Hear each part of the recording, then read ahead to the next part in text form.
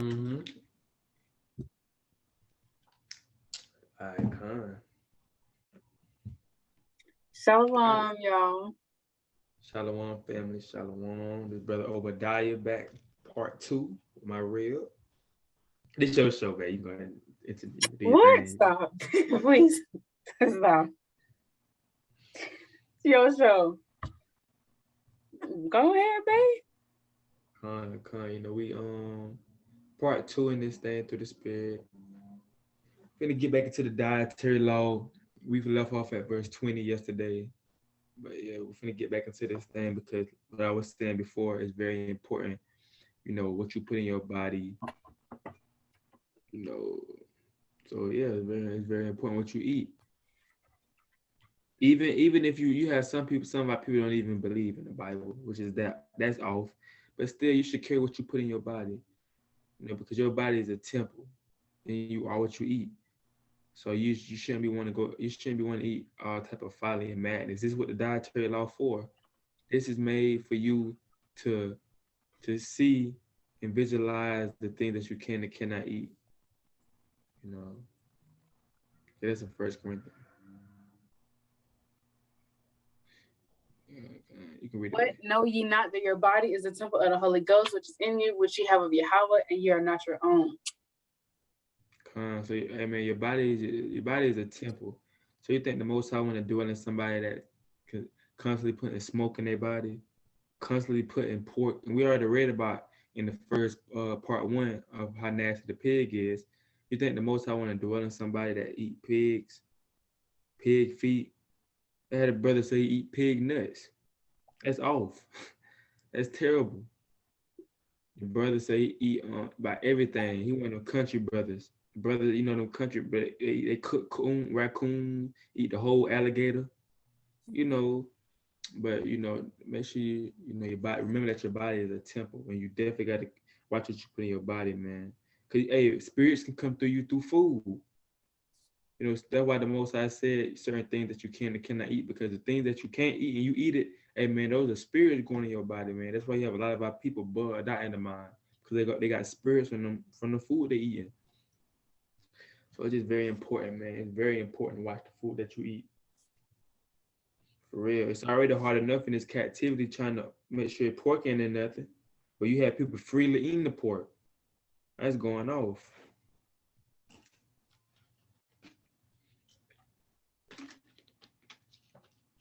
All right, babe. Come. Right? You are what you eat. The saying in the world is so true. We'll stop at we'll stop at verse 35 for part 2 today, love. The spirit want us to. We can stop at verse 35 and I'm then glad you said that because I was going to say, we're going to stop where the spirit says we're going to stop. spirits come most deaf. You know, if you want to keep, I want to do a part 3 on this, so 35, and then tomorrow we can finish this whole thing up because it's 47 chapters on the dietary law. But you know, whatever the What time you want to do that tomorrow? Because you got camp, I got Bible study, my family's going to be in town. What time we're going to do that? we might can finish this up today. I mean, it's all cool, but I mean, tomorrow it might could be a little later, or it can be Be in the morning. realistic. When you come from home from camp, you be tired. You be chilling with the brother. You be tired. That's not. It could be in the tomorrow morning. around 11 a.m. or because I ain't trying to get up too early. We know you like to sleep in. Yeah. We can talk about it later. Okay. We can talk about it later. If all else fails, you know, we're gonna talk about it later. Fine. But come, man, we're gonna get into this thing. You know, we left off, you know, basically. All right, so this is the book of Leviticus, chapter 11. Hold up.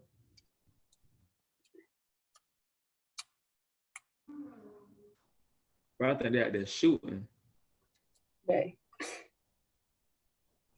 You can go ahead. I just heard some gunshots. Off, man. It's off. Leviticus 11, chapter, you good. Salakia. This is the book of Leviticus, chapter 11, and verse 20. All fowls that creep going upon all four shall be an abomination unto you. Yet these may ye eat of every flying, creeping thing that go up upon all four, which have legs above their feet, to leap withal upon the earth.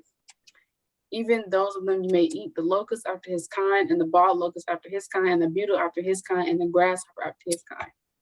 So look those things up. Now the locusts are good now. The locusts are good to eat. You know, so you rarely see people eating it though. You rarely see people eating locusts. But you know, it's good to eat. You can, you know, some places sell them. They put salt and pepper on them. Somebody said they taste like sunflower seeds. When they season them up, they taste like sunflower seeds. I can kind of see that. When you season them up, I can see them tasting like some sunflower seeds. I wonder how that tastes, babe. Locusts. I bet they taste good. What if we wanted to cook some? Where we find them at? Because I'm pretty sure we can't just go out and like just find them in the grass or something. I mean, I know probably some places, some food places that sell them. Look at the locusts eating corn. They eating good food. Good food. That tell you the Most High look out for us, man. We eat things that eat good stuff. The Most High looking out for us, man. They ain't eating nothing crazy, because if they would eat something crazy, the Most High would have said, man, we ain't finna. See, let me get this pizza.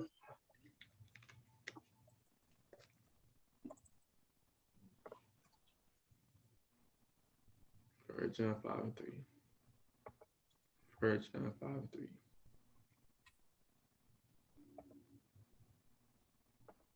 For this is the love of Yahweh, that we keep his commandments, and his commandments are not grievous. Y'all see how the grasshopper and the locust look literally just the same. Like, it's not hard. Like, all these different animals that the Most High has grouped together, they all look the same. Like, I got over in my notes, stork, heron, pelican, swan can all be grouped together because they all look the same. And the great horned owl, the little owl, the nighthawk, they can all be grouped together because they look the same. Then the raven, the kite, the vulture, the osprey, the ostrich, and the eagle, they can all be grouped together because they look the same. So it's not hard. What the Lord is telling us to do is not grievous. It's not hard at all. Just kind of common sense. You can look at something and be like, ooh, that does not look appeasing. Does not look like something should be in my body. We also just got to study scripts. You had a locust and the grasshoppers be in the grass. So you know they eating grass. They eating good. They eating the earth. So the locust, we see how the locust look in the bald locust. What about the beetle?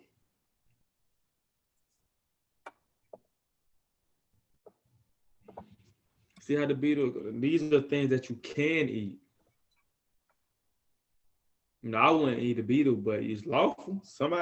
People might eat them out. I mean, I ain't gonna say I wouldn't eat it, because in the wilderness, I see a beetle and I'm hungry, I'm gonna eat it because it's clean. I mean, I don't know. I mean, I couldn't.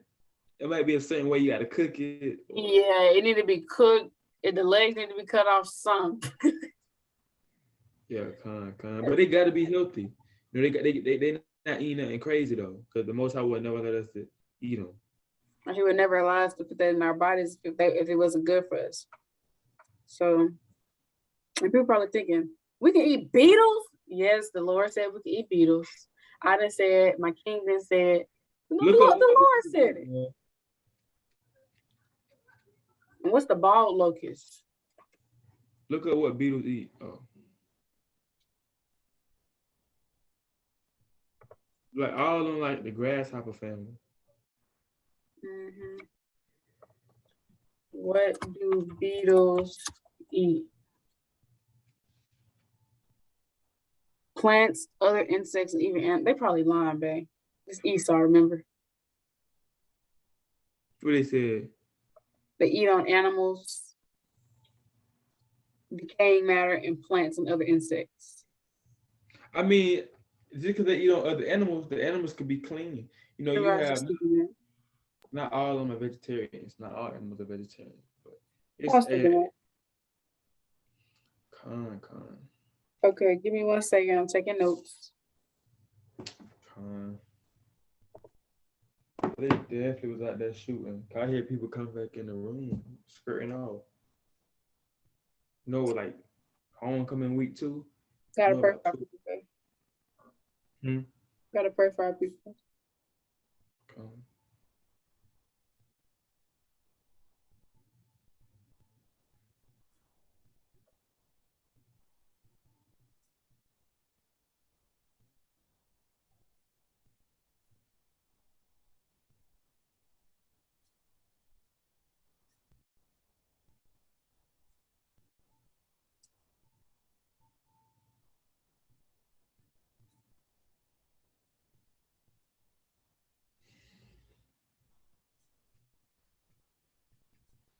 So you can eat locusts.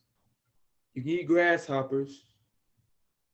Like I said before, I know one of my ops had a grasshopper. Was it grasshopper? A locust. He bought. I got to ask him where he bought them from, but they seasoned them up a little bit. They seasoned them up real good. I forgot to ask him how they taste, but somebody said they taste like sunflower seeds. Somebody.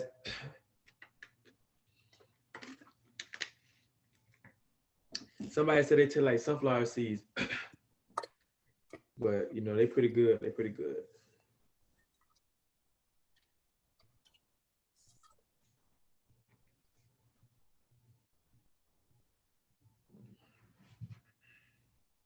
So if it flies and has all four, we can eat it. Yet these may ye eat of every flying creeper thing that goeth upon all four, which have legs above their feet, to leap withal upon the earth.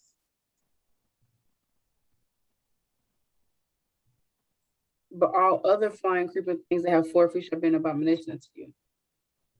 So what he didn't name is an abomination that they fly creepy. It says which have legs above their feet, meaning they creep and they fly. You talking about verse 21? I'm assuming that's what they mean. Yeah. Verse 21 and verse 23 confusing me. I ain't even gonna lie. Verse 21 says, "Yet these may ye eat of every flying, creeping thing that goes upon all fours, which have legs above their feet, to leap with all upon the earth. Even these ye may eat." So he's telling you in verse 22, he describing, that the ones that you can eat, that fly, creeping that goes on all fours. But verse 23 saying, "But all other flying creatures, things which have 4 feet, shall be an abomination." So they fly, but they have, he named in verse 22 the ones that you can eat. But anything else that's not named, you can't eat it. It's an abomination. Hold on. Since when do grasshoppers fly? Grasshoppers can fly. Locusts. Look it up. Come on. Beetles fly. Beetles definitely fly. What? I never knew that. You didn't know beetles fly? I didn't know none of them animals fly. I thought they just...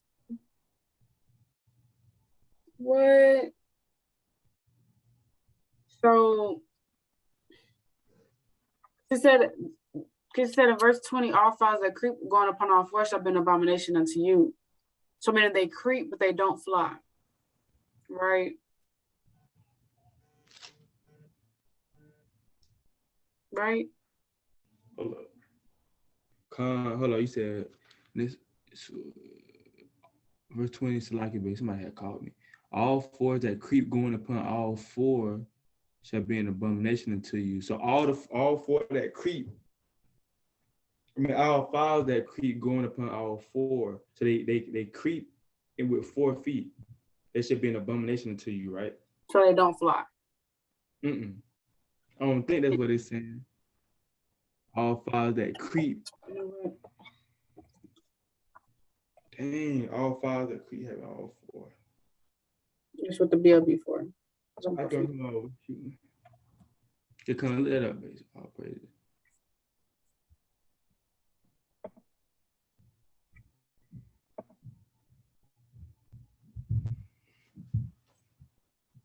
Okay, it's not saying creep. Does it mean walk? I'm assuming it means walk. Yeah, creep is walk. So go back to that verse. All right, 1 second.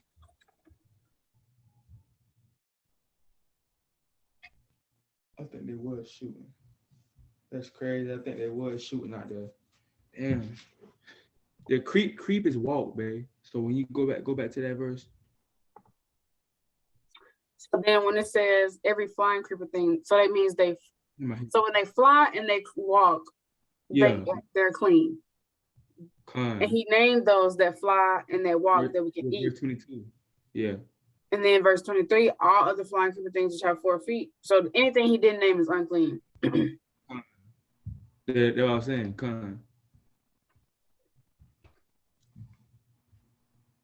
So all the other animals that he didn't name that fly, it said, well, all other animals which he didn't name, flying, creeping with things, have 4 feet shall be an abomination. Anything outside the locust, the beetle, the grasshopper, those are unclean. That fly and you increase, they unclean. Besides them that he named the 22.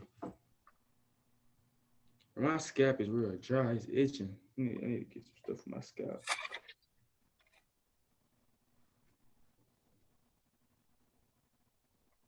Okay, I got it now. The water, babe.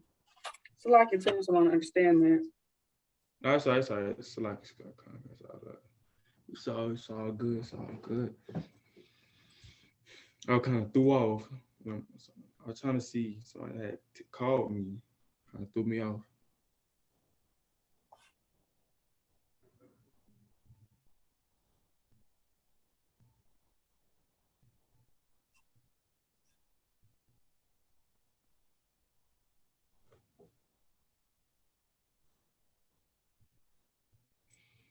And the grasshoppers, like you like I said before, you don't never really seen them eating nothing crazy.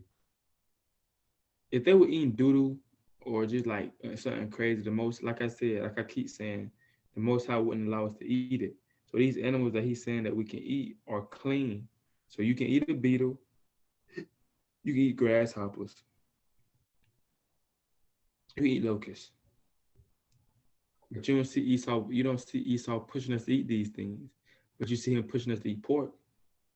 Mm-hmm. Man, babe, they got pork rinds in our vending machine. See that? Hey, that what Esau do. Esau that sneaky here, sneak some pork and something, man. Pork and everything.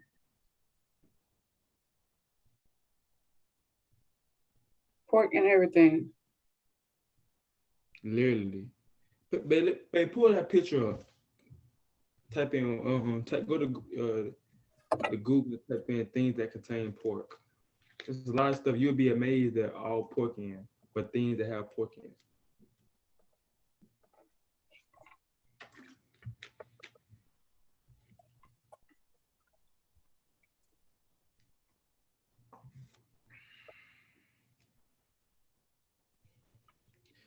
Type in, go to images. Yep, just one on. There's some Skittles. Or it might be just that purple kind. Nutella. Ain't no way. Nah, they just put. I ain't never heard. Babe, that's the ultimate guy for hosting a sleepover for your child. I'm finna say, oh man. But them things that contain pork, you have certain Doritos, but brothers came out and said it's not in all of them, or in Doritos no more. They use beef gelatin, but just to be safe. It's in Kool-Aid. It's definitely in Kool-Aid. Since when? No, don't say something like it. For real? It's in Kool-Aid? Kool-Aid, marshmallow. Oh no! See that?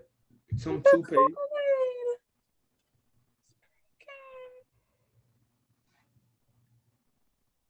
That's messed up. Okay, hold on, I'm finishing up my notes. It's in some toothpaste, man. My scalp is. Yeah, it's definitely in Crest for sure. I use baking soda toothpaste. Honestly, you can really just use honestly, we're being real. All you really need to brush your teeth is pure baking soda. But I use Arm & Hammer baking soda toothpaste. Right. And their deodorant. Mm-hmm. Right. Let me show y'all because let me just show you. I got some too. I got that baking soda. Yeah, we use the same toothpaste, man. Mm-hmm. The white smile be pearly white. That pearly white smile, man. So like, man, my scalp. Let's say it, man. My scalp wasn't even itching until we start this video. My head itching. You guys just get oil it up. So this is the deodorant I use. That feels amazing.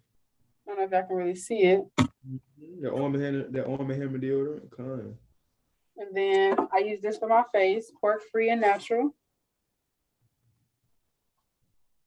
And aloe vera coconut oil. Use this for the teeth. Con, that's that stuff. Hey, that get your teeth pearly white. You don't need to press. You putting pork in your teeth, man. Teeth gonna rot out. You know, pork on my fork or my brush. Right. No pork on my fork. Y'all better get that in. So you can eat locusts, man. Locusts, all that. Crab legs. You can't eat. Crab legs, you can't eat.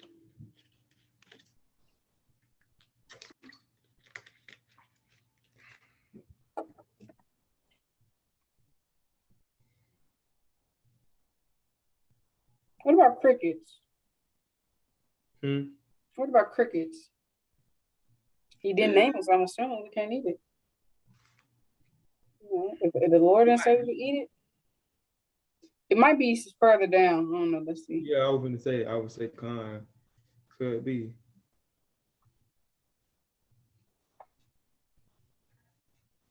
Let me see. Con.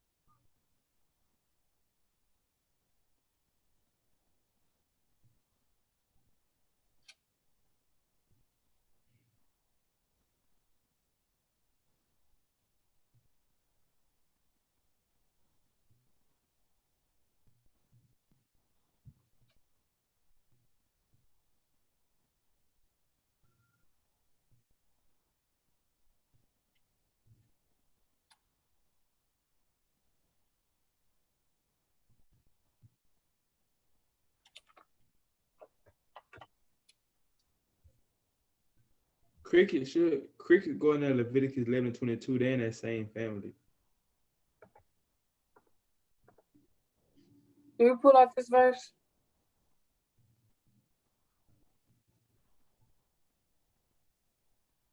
Verse 11.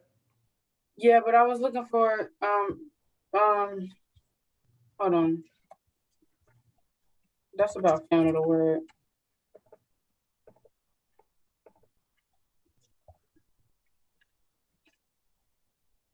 Yeah, cricket's clean. Cricket's clean. You got a precept about famine in the land? Huh? You got any precepts on famine in the land? Yeah. Bring them out.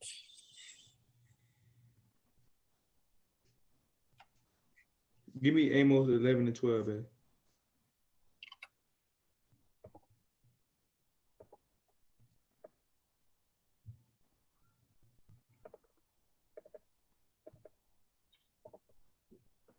Dang, on my computer, man.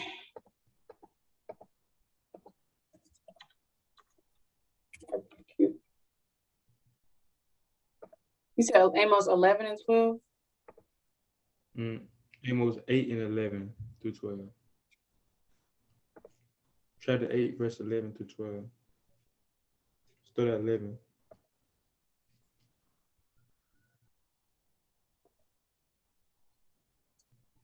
That's crazy. I had just pulled that.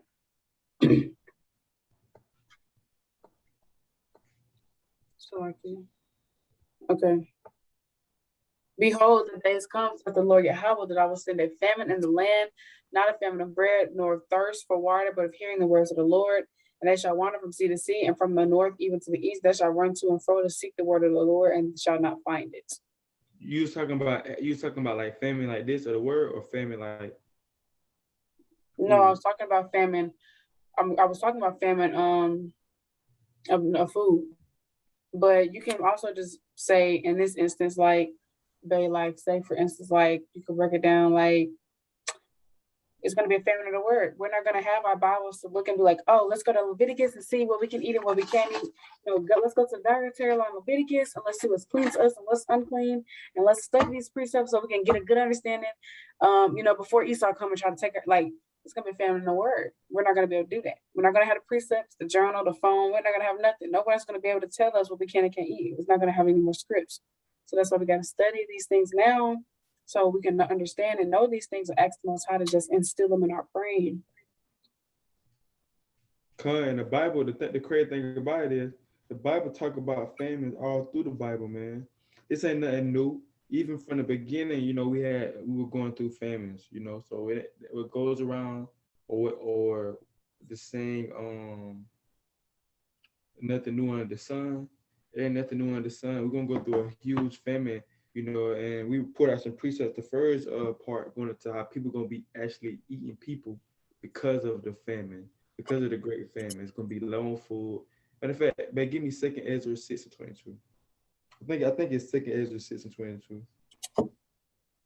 We put that the other day. We put that the other day. No, we ain't pulled 2nd Ezra 6:22. But the storehouse is going. Oh, Salaki, I'm thinking about another precept. Salaki. Salaki, King. It's all love. It's all love.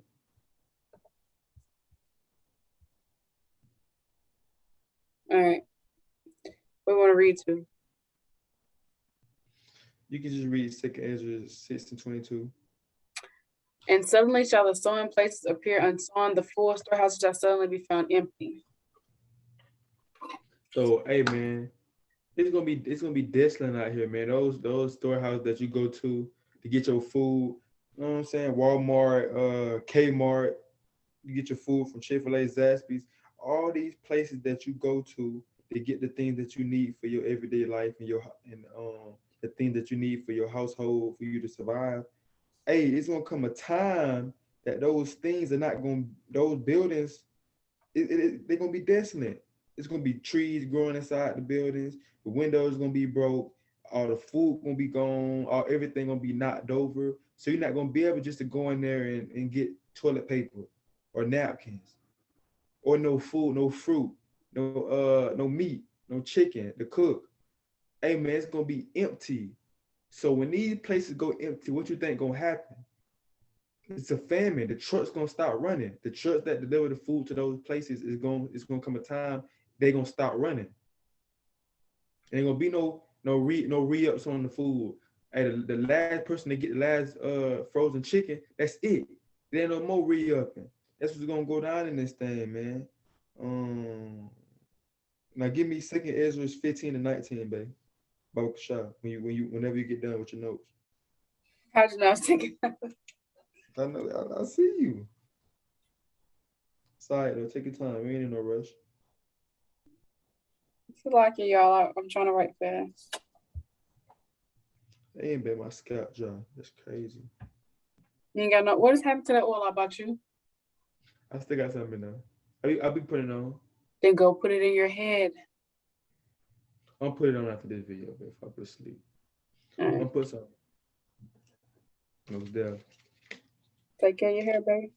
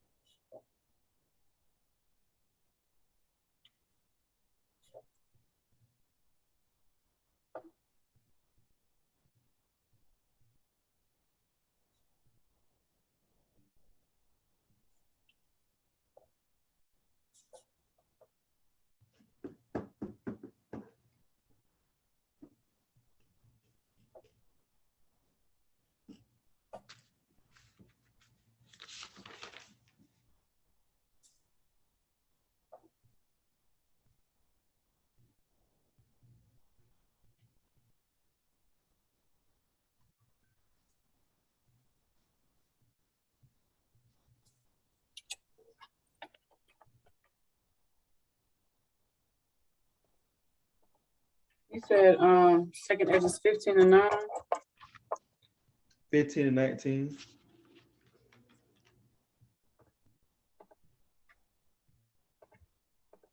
Look at 2nd Ezra 15-19, and it reads, "A man shall have no pity upon his neighbor, but shall destroy their houses with the sword and spoil their goods because of the lack of bread and for great tribulation." So you're gonna have people going inside people's crib, bro, not nicely.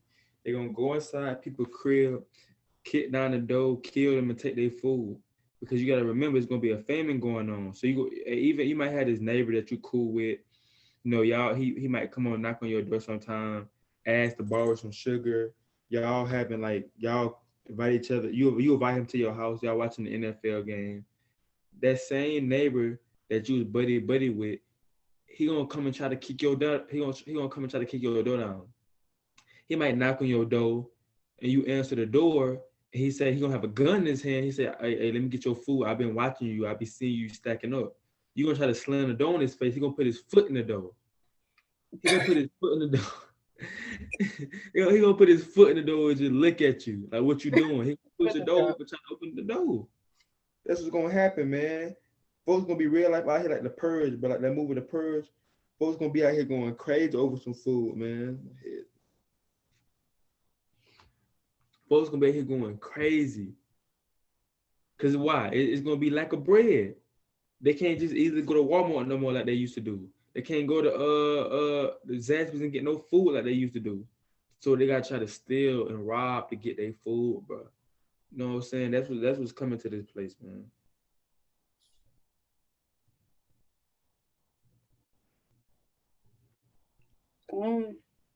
And you think about it, you know, this is really going for the people that's not keeping the commandments, because the people that's keeping the commandments going to be protected. But just think about this, you can't even sleep, bro, because you got to worry about somebody coming and kicking down your door and taking your food.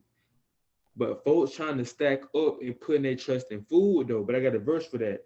Give me 2 Ezra 16 and 22, though, because you have people trying to stack up on food, but this verse right here finna cut that up. Now it's cool, you can stack up on food, but when you put your trust in it, that's when it become a problem. You know, so.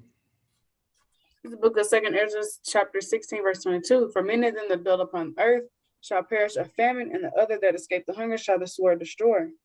So it said, for many of them that dwell on earth shall perish of famine. So it's gonna be a famine going on in this world, man. A lot of people is gonna die of famine. You're gonna see a lot of people dying. They're gonna be decaying, man. They flesh gonna be decaying off their body. You're gonna be seeing just bones, bro. A lot of people gonna die of food, right? Because they ain't gonna have no food. We're gonna be low on food. It's like one of the worst ways to die, bro. That gotta be top 3 worst ways to die. Starve to death. You know, you have no food or no water.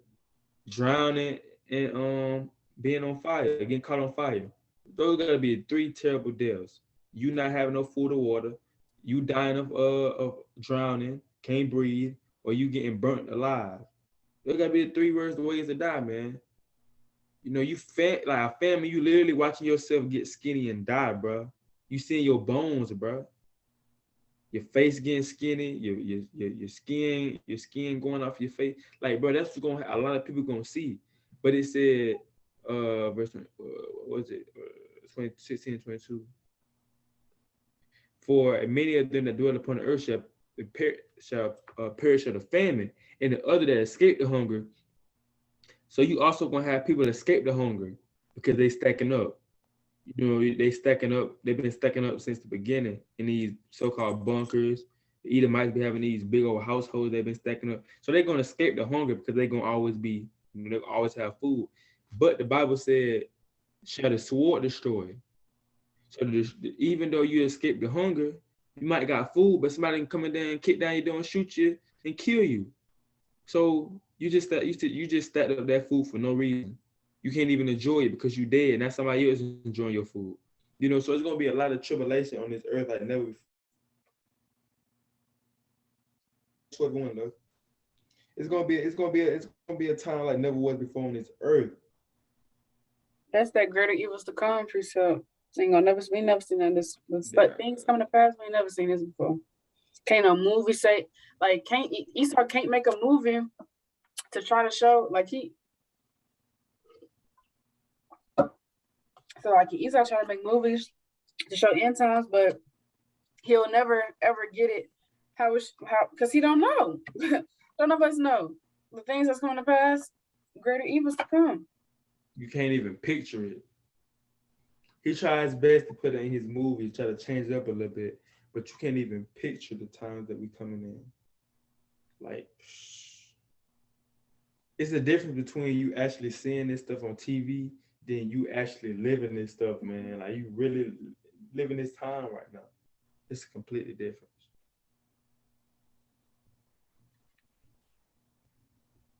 Folks gonna be doing anything to survive in that day. Like the movie Greenland, Bay. You still haven't watched that movie Greenland, Bay. It's on Netflix. Prophecy unfolded in the movie. Like literally, it's on. We can watch after this. If you go, can you watch it on? Let me show you. It's literally like in the movie, Bay. Like it's on Prime, but I guarantee it costs money. But I got it on my Hulu. I just have to add the channel. Look. So like, go back to the picture. Basically, literally, it's that second Ezra's precept, second Ezra's 15 and 19. That's literally what was shown in the movie. Like they was trying to kill each other and shoot each. Okay, so literally, I don't want to spoil it, but it was one scene in the movie where they all went to the store to get the last supplies that was in there because they was trying to like all hell was breaking loose and they were trying to go to the store and literally like they killing each other in the store, shooting each other, trying to get each other food and snacks, supplies. Like it was running wild. See that? And this how we know Esau done read the Apocrypha. For you to make a movie or something like this that's so real, bro, you had to read it. Esau know he was doing that. Ideas from the Bible.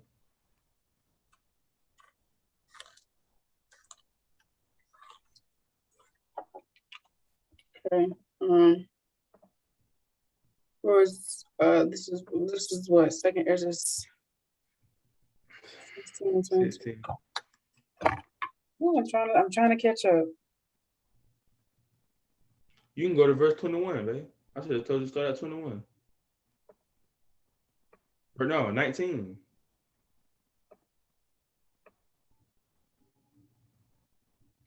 $18. Famine and plague, tribulation and anguish are sent as scourges for amendment. But for all these things, they shall not turn from their wickedness, or nor be always mindful of the scourges. Behold, victuals, which basically mean like stocking up on food, shall be so good,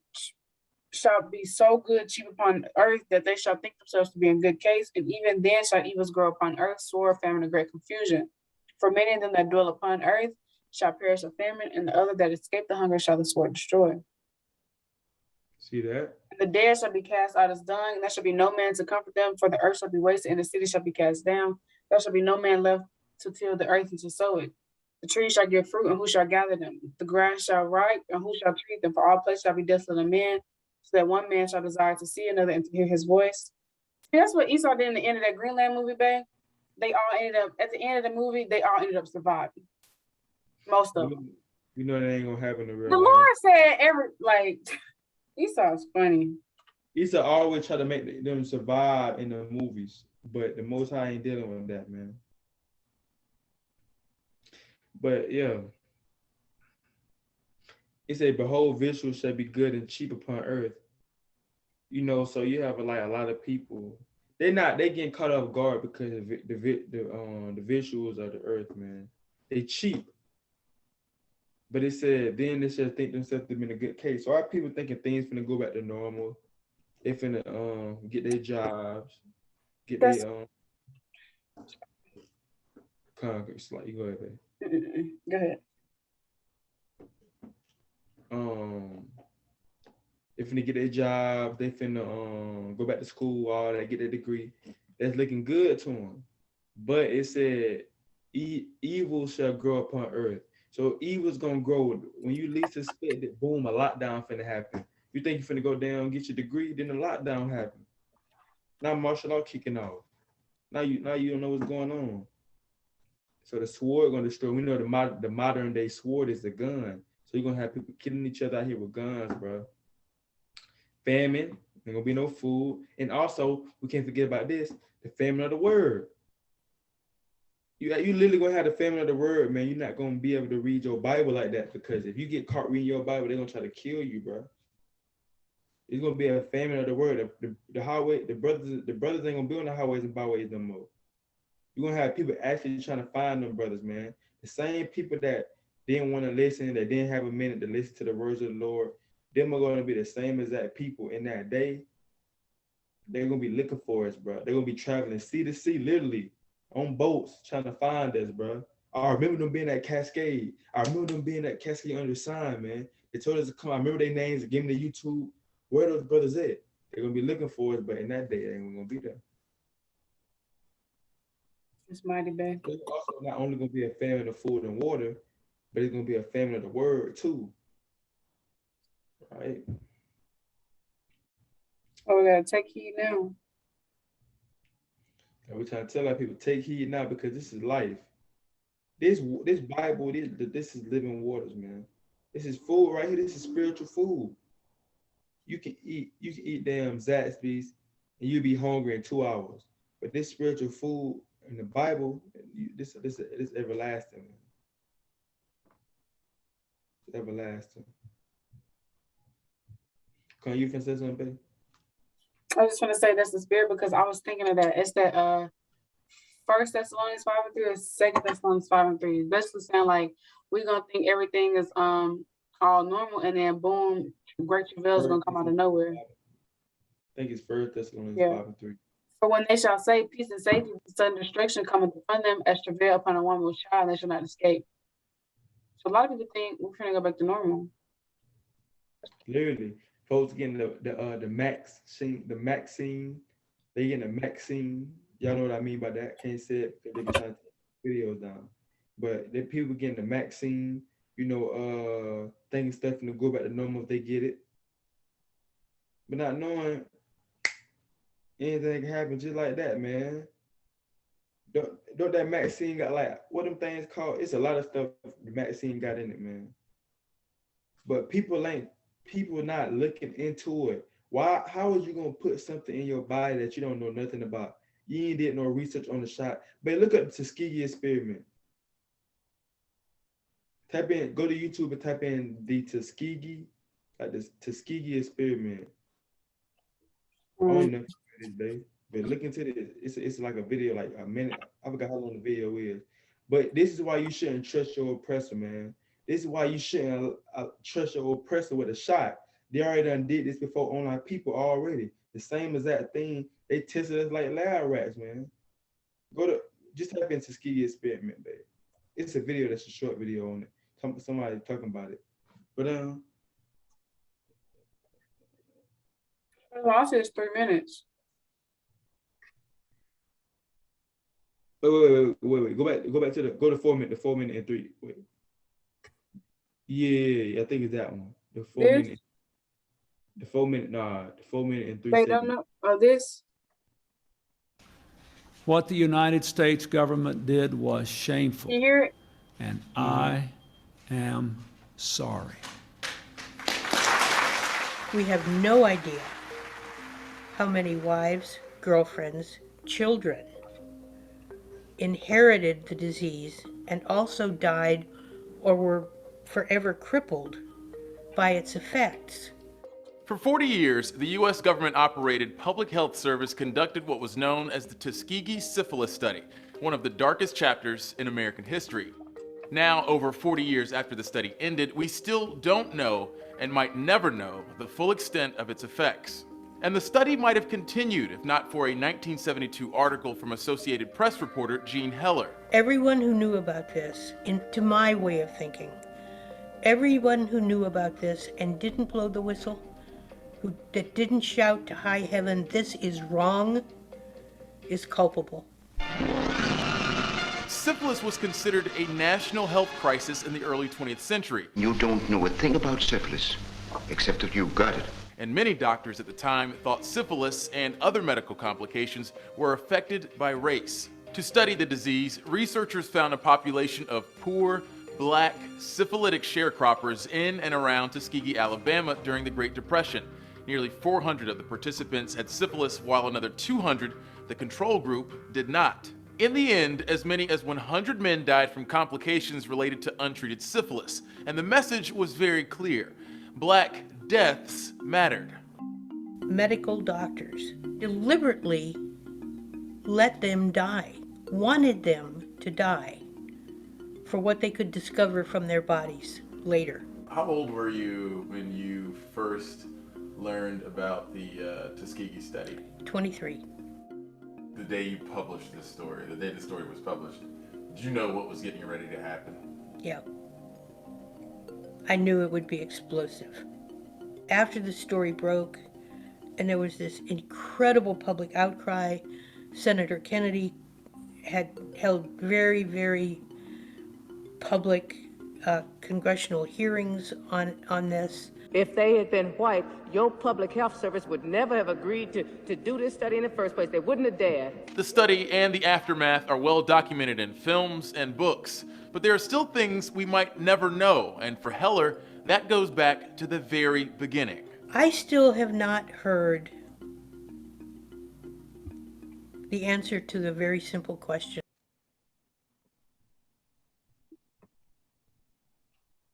Determine after the first 3 or 4 autopsies that the inside of a black person ravaged by syphilis looks identical to the insides of a white person, and stop the study. Beyond that, Heller believes there's no way to know just how many people were directly or adjacently affected by the study or its disclosure. Survivors, victims of the study, and their families did win a $10 million settlement from the US government, and the study's disclosure led to modern medical ethics procedures. But Heller says more than 40 years later, there's still at least one lesson to be learned from the Tuskegee syphilis study. Those of us who recognize that this country has got so far to go, never quit fighting. Never quit standing up and yelling. I don't care if you're LGBT, I don't care if you're black, I don't care if you're disabled. You need advocates. They can't never You say a need good people word who based on can speaking move on the world. They're not going on. They always go on. But yeah, that's basically going to like why you shouldn't trust your oppressor. They did this before, man. They said they had a shot for you. And gave you a shot. Now you got syphilis. It's like you, babe. Come on, you can say something on that, babe. I have to say, Esau, Proverbs 3:31.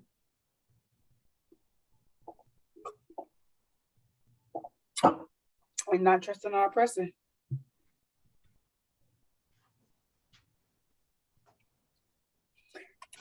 You can't trust in your oppressor. Trust our oppressor. Even have our people be like, man, I'm gonna give them another chance, you know. I'm gonna give them another chance. They not the same white people that done that to our people. I'm gonna give them another chance. We in 2 years in 2021, they could change. That's what be going through our people's head, man. We're powerful. Yep. All right. Never trust thine enemy, for like as an iron restless, so is his wickedness. Though he humble himself and go crouching, yet take good heed and beware of him. And thou shalt be unto him as if thou hast wiped the looking glass, and thou shalt know that his rest has not been altogether wiped away. It's another place up in Iraq too. I gotta find it. Con. This basically the characteristics of the so-called white man. It said never trust your enemies. It didn't say never trust your enemies until you see a change in them. It said never trust your enemies, period. But like his iron rusted, so is his wickedness. So it's gonna come out, man. It don't matter how long they try not to be so-called racist. It's gonna come out, man. Their wickedness, how they feel about you, is gonna be said and done. It says, though he humble himself, so he come to you humbly and crouching, yet take good heed and beware of him. So watch him. The so-called white man, he come at you humbly. He might start calling you buddy. He might call you brother. You know, they love saying that. As hey brother. I love this brother, man. This is my brother, man. We play high school ball together. Hey, watch that man. He said, and beware of him, and thou shalt be unto him as if thou hast wiped a looking glass, and thou shalt know that his rest has not been altogether wiped away. So if you watch him and beware of him, you're gonna peep his wickedness, bro. You're gonna peep the envy he got towards you and your people. You're gonna peep his money hungry spirit. He's just always money hungry. You're gonna peep his horns. His horns gonna pop out. So don't never trust your enemy, man. And now what are people doing with that Maxine? They trusting their enemy. Now look what they getting. They damn getting all type of backfires with it. That's you trusting your enemy, man, your oppressor. Don't forget those the people that put you in slavery, man. Don't never forget that. The precept, all praises. And my breakdowns. Yeah, Chapter 9 and verse 13. I just wanted to bring this out real quick. It made me think of this. Put it on the screen, man. Oh, so like you.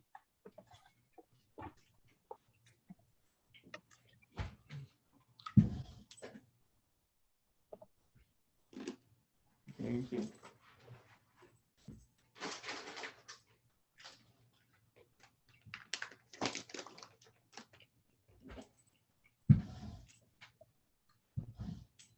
Why is it?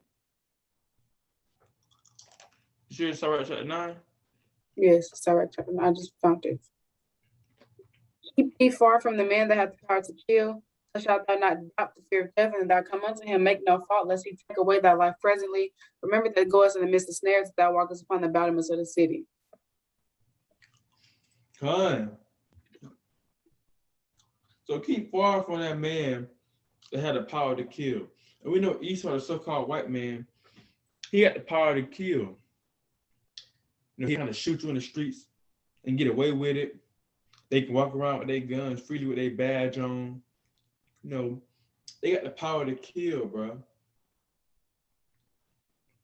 He said, so shalt thou not doubt the fear of death, and if thou come unto him, make no fault, lest he take away thy life presently. So when you come to him, don't make no fault, man, because he will take away your life. Don't make no reason, or don't make him have no reason to kill you, because you know he'll kill you. You know they be triggered, they be bloodthirsty, bro. They will real life kill you all throughout history. We've seen all throughout history how they killed us quickly, man. So don't give them no reason to be able to kill you, man. They're gonna do it. They're gonna take advantage of that. And they're gonna say it's your fault. Remember that thou goest in the midst of snares, and that thou walkest upon the battle midst of the city. And go, matter of fact, that's the precept to that last part. It just reminded me of a precept when it said, and that thou walkest upon the battlements of the city. What precept, babe? Give me Psalms 23 and 4 through 6. It's like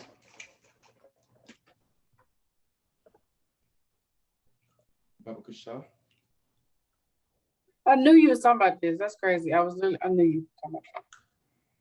This is the book of Psalms, chapter 23, verse 4 through 6.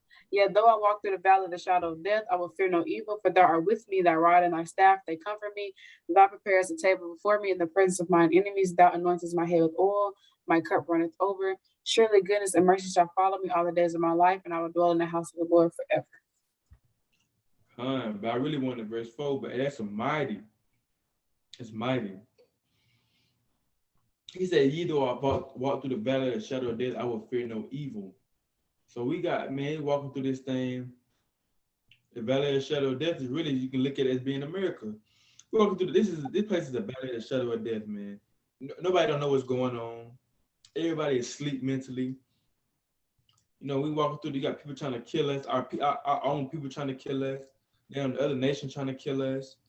You know, we walk through the valley of the shadow of death every day, but we're not gonna fear that.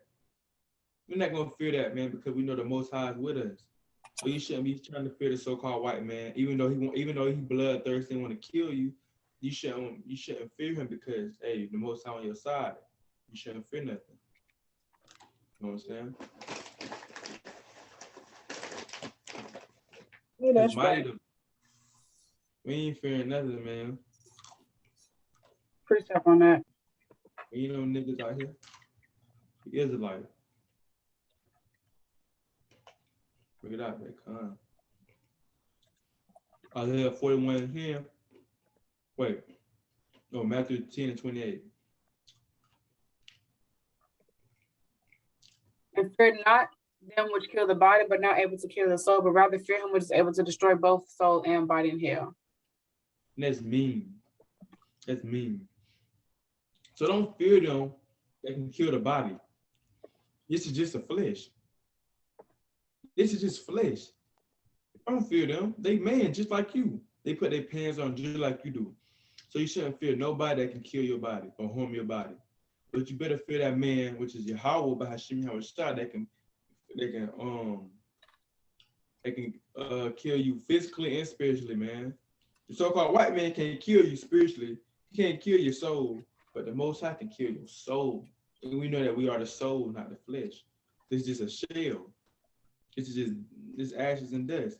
But our spirit, the Most High can take away our spirit. That's who you need to watch out for. That's the man right there. That's the big dog right there.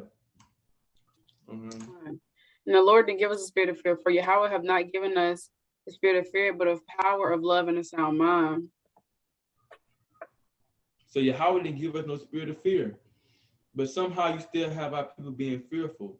So if that spirit didn't come from the Lord, where that spirit coming from? If you have a spirit of fear on you. That's from Satan. The Most High didn't get, if you read accounts of our forefathers in the Bible, man, the mighty brothers, man, and sisters, they didn't have no fear. They were doing all type of stuff. Go out there, it's David and Goliath. That's one reason. David and Goliath. David went out there, he didn't have no fear, man. Goliath was way bigger than him. David wasn't scared of him because he had the spirit of the Most High on him. He knew the Most High was on his side. He ended up defeating Goliath. So, man, if the Most High see, man, hey, he don't got no fear, he gonna stand up for you, man. He don't want his people having no fear because there's lack of faith. If you have fear, that means there's lack of faith. And the Most High don't want you to have lack of faith in him. So, if you don't got no fear in you, bro, Most High gonna look out.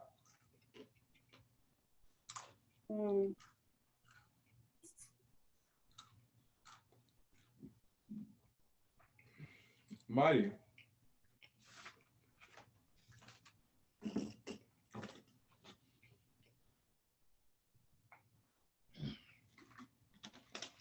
Most High gonna always look out.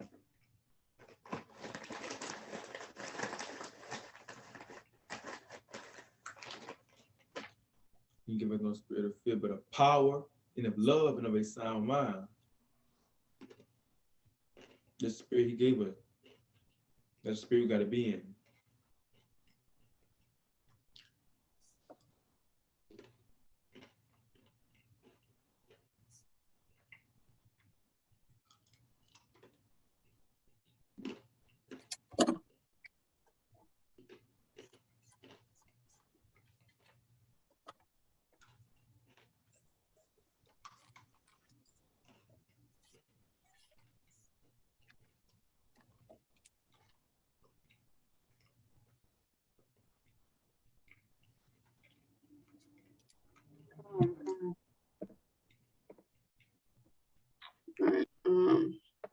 So mighty though. Kind of wandered away from the lesson, but we need to say it. We need to say it. That's crazy. I was just thinking, I was like, dang, I don't even know how we got to talk about this. That's just a spirit. Spirit that took me down the road. I don't even know how we got to talk about this. I just finished writing notes about 1 Thessalonians 5 and 3. See, that's the spirit though, baby. They coming over here bringing it out. Most I want us to get into that thing real quick because you gotta have faith, man. If you don't have faith, you can't please the Most High. Can't. Gotta have faith. And all these things are coming, bro. Famine, pestilence, blood on earth, death on earth. People gonna be eating people. You're gonna be actually seeing this stuff, and if you don't have no faith, you're gonna bug out. Gotta have faith, man. You gotta meditate on things like this, man. Got to.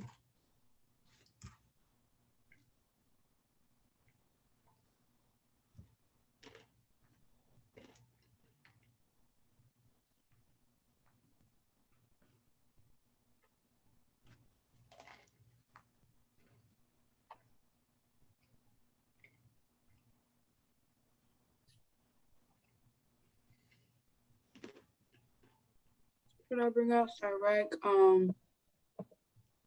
For not thine enemy, was that Sirach 12 and 9? For 9 and 12. Was that Sirach? It was Sirach 9 and. I can't hear you breaking up. Never mind.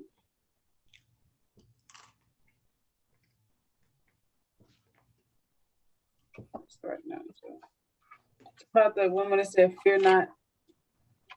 No, trust not thine enemy. It's Sirach 12, right? Yeah. It was Sirach. You know, trust not thy enemy. Mm-hmm. It was Sirach, 12 and 10. Mm-hmm. It was Sirach, yeah.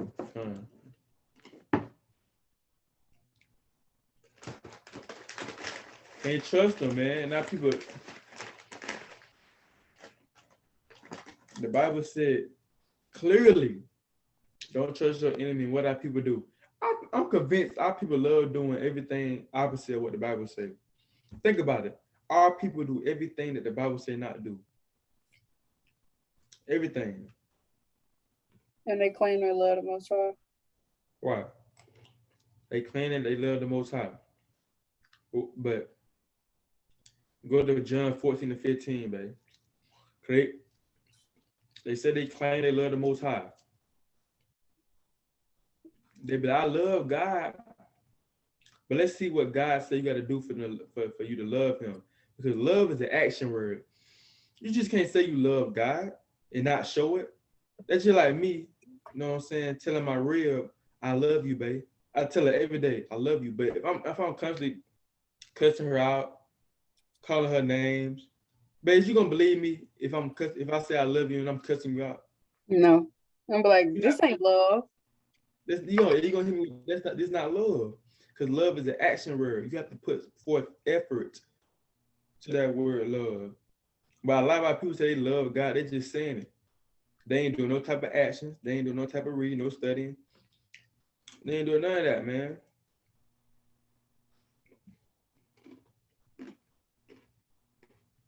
Hey, my bad, babe. I thought I paused the screen. You good. And that's how you show God you love him. John 14 and 15. If you love me, keep my commandments. People claim they love God, but are they keeping the commandments? No, they still eating pork. So do you love God? No. So what God taught, give me 1 John 2 and 4 whenever you're ready, babe. Okay.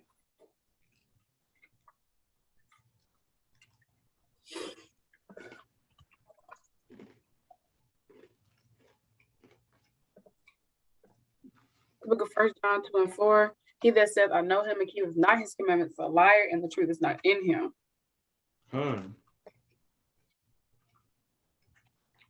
So if you say you know God, because you have some people say they have a personal relationship with God, that they know him, or I know my God.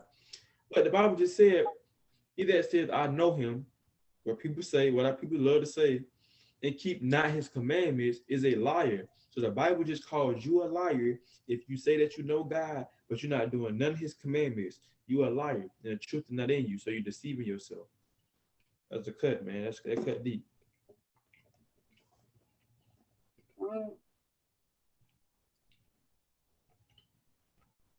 People claim they love God. Oh, I love Jesus. Thank you, Jesus. I love God. God always comes through. I know my God. I love my God, but don't keep no type of commandment. The Lord said, if you love me, keep my commandment. That's like, how do you love your parents? Wicked as hell. Go ahead. Hello. No, go ahead. You was talking. No, I wasn't saying nothing, babe. What you saying? It had broke up. That's like saying you say you love your parents, but every time your parents tell you to do something, I'm not washing no dishes. I don't gotta listen to you. Right. My mom grown. You don't tell me what to do. I don't live with you no more. I don't gotta listen to you. Right. But how do you love your parents if you're disobeying them? They're not gonna believe you. They might believe you the first 2 times when you say you love them, but if you keep treating them like crap, They're not gonna believe you, man. They're gonna go out one out the other when you say you love them. Come.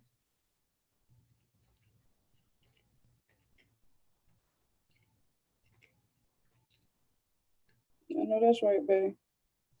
Will.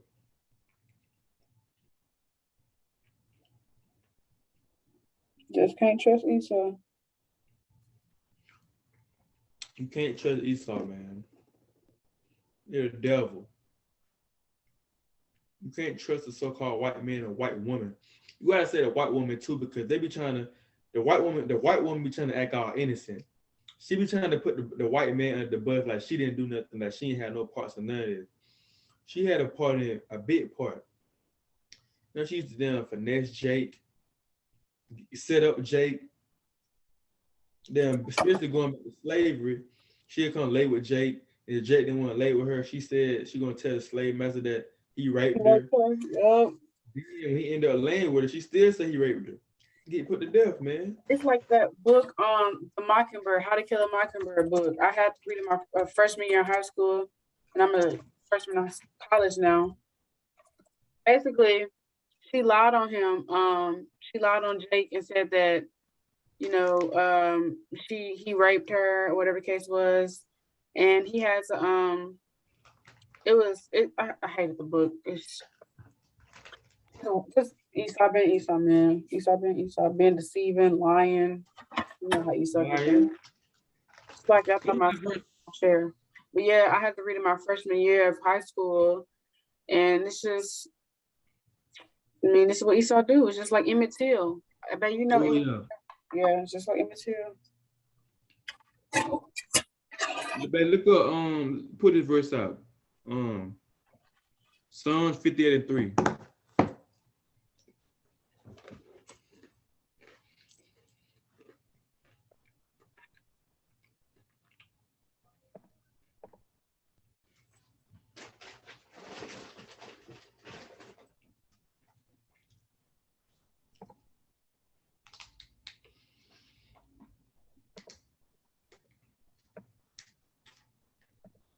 Hold on, baby. Laptop tripping. Same plan on my laptop. Yeah, that's saying. That's saying. That's fine. What we got this for? Right. Bring it out. Nobody can play with him. This book of Psalms, chapter 58, and verse 3. And it reads, you said 58:3, right? Mm-hmm. The wicked are estranged from the womb. They go astray as soon as they be born, speaking lies. Their poison is like the poison of a serpent. They are like the deaf adder that stoppeth her ear. Fine.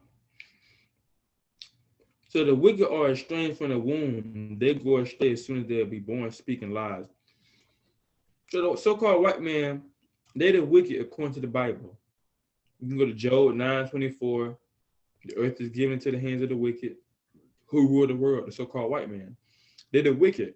They are born. You have some people say, oh, racism is taught. No, it's already in you because the Bible just said they be born speaking lies. They already taught.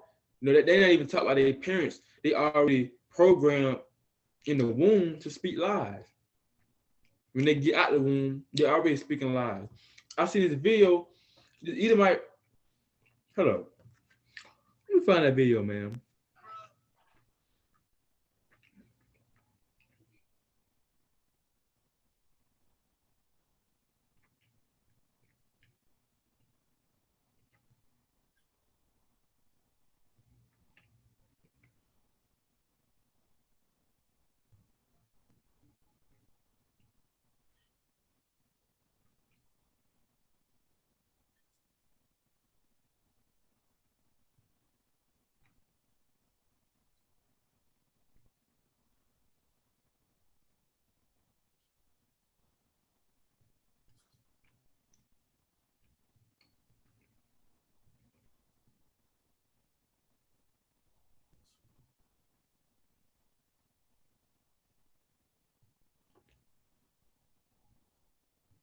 Here you go, right here.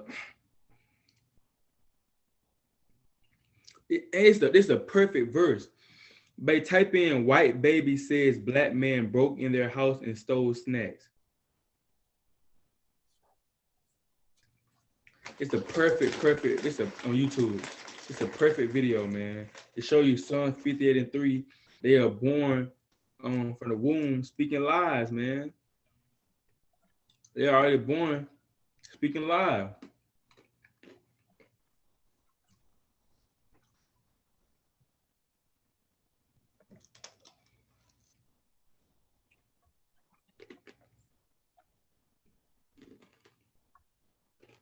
Type in what? Hard. You gonna bust them down. Type in white baby says black man broke in their house and stole snacks. White baby, babe. It said white man. Oh shoot.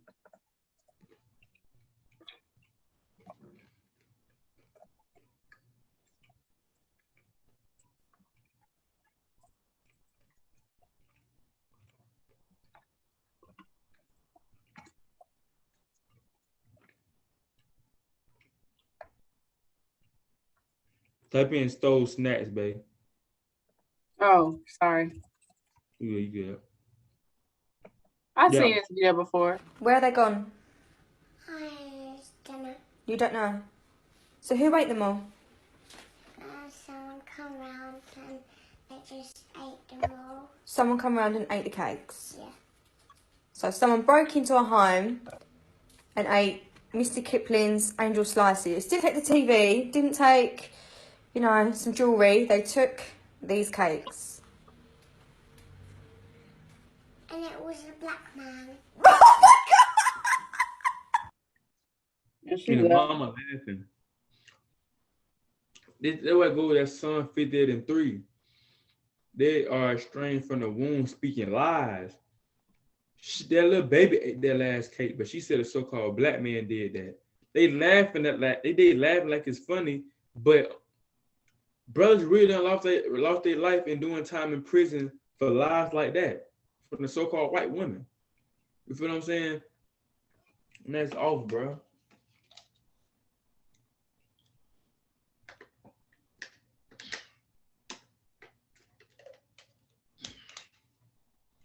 I got a precept on that. I've been reading the book of Psalms. The book of Psalms, chapter. It's 3, 4, 5, or 6. Give me 1 second.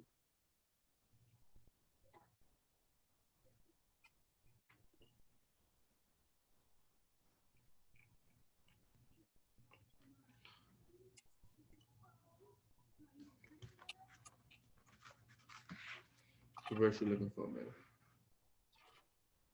1 second.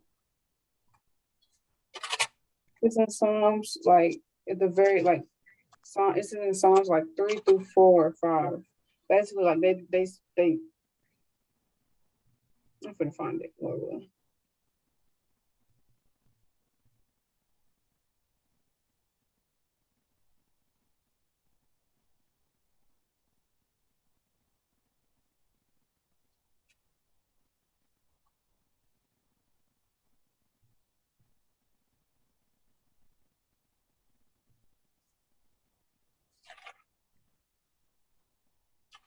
How it goes in a paraphrase, look. Yeah, it basically said they devise mischief. They speak of falsehood. It's in I've been reading Psalms and I just read 7 today, so it's before 7. It's either like in Psalms 3, 4, or 5, or 6.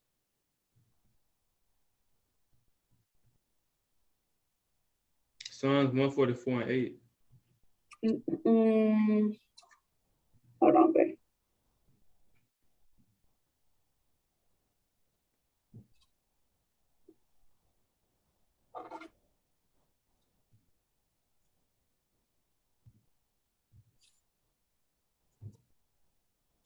What's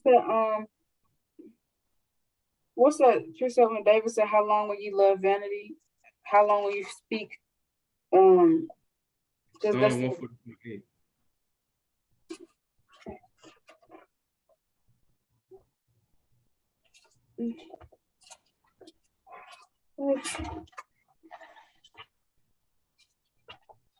Psalms 144 and 8.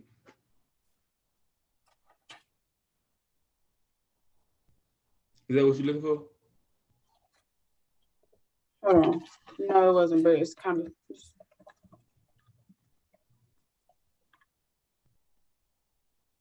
Psalms 4. I was looking right over it. Oh, I thought you were talking about something else. Psalm 144:8. It says, whose mouth speaketh vanity, and their right hand is a right hand of falsehood.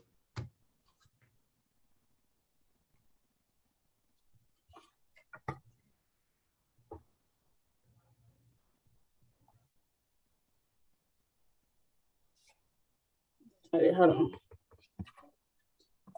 Devise mischief and speaketh falsehood. Psalms. Dang, it's in Psalm 7. I literally was looking. Wow, I gotta be better. I was literally looking over it.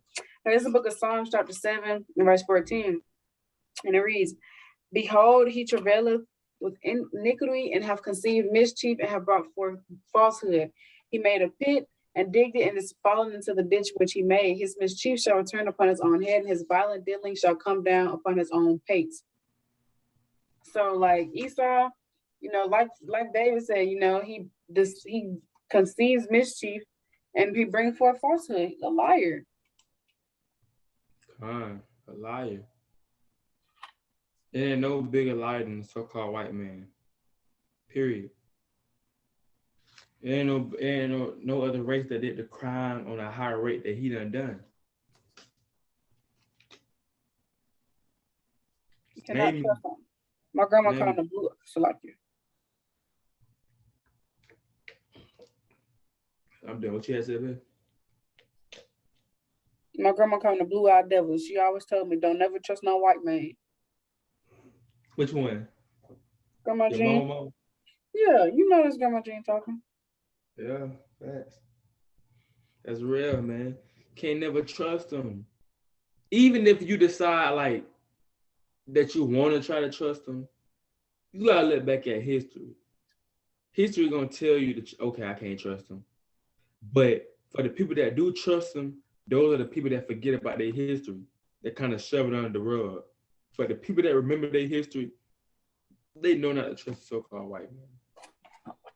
It's common sense. Why would you put your trust in a man that stole a whole land? And guess what? It started with him shaking the Native Americans' hands, smiling in their face, calling them brother. That's how it started. It started with them. They didn't just come up here and take it. They had to talk to him. They talked to him, had an agreement, finessed them over. Can't trust him. Can't trust them. And Esau's so wicked. Esau's so wicked and foul. They even cross each other. And my brother even, like my brother Rod, he even said that. He was telling us about something that happened at work. He said, man, they be crossing each other. That's why you can't trust them. Because they cross each other. And then you think they ain't gonna cross you? You ain't even they kind, they cross their own kind. As long as Esau on top, he knocking out anybody in his way. Esau just come to steal, kill, and destroy. And let's go back to Psalm 50. I'm going to tell this story. Let's go back to Psalm 58:3 when it said they are estranged from the womb speaking lies. I remember when my dad first time coaching rec ball. I was on his team, right? We was going to be the Oregon Ducks. Our team name was going to be the Oregon Ducks. And I had told one of my Esau friends, his dad the coach too. And mind you, all his dad years coaching, they was the Bulldogs. They loved the Georgia Bulldogs, right? All the times that he was coaching, his name was the Bulldogs. So I told him, no, he asked me what our football team gonna be named. I told we're gonna be the Oregon Ducks, cause I like their uniforms. Then all of a sudden, my dad come home and say we can't get that name no more because his dad already done got the Oregon Ducks. So I'm like, okay, I told you my dad gonna get that name, the Oregon Ducks, but you gonna tell your dad that you want to be Oregon Ducks, and then get the Oregon Ducks. But that's just how sneaky, you can't trust them, bro, with nothing. Just simple stuff like that. Young age, 7 years old, bro. You can't trust them with that. They doing little stuff like that. Imagine how they gonna do when you get older and there's money involved. Man, they finna, man. They be money hungry, but they do anything for that bag, bro. Esau, man. Anything. When money involves, they'll cross you quick. And Jake having these Edomite girls, bro, girlfriends, thinking that they ain't gonna cross you. All right.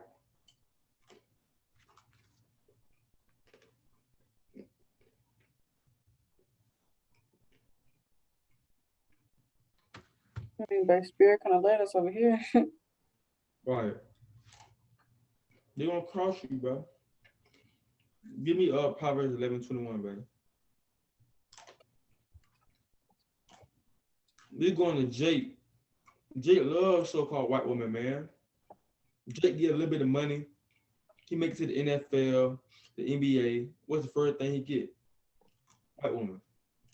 Proverbs 11 and what, babe? 21. Though hand join in hand, the wicked shall not be unpunished, but the seed of the righteous shall be delivered. So the scripture said, hold up.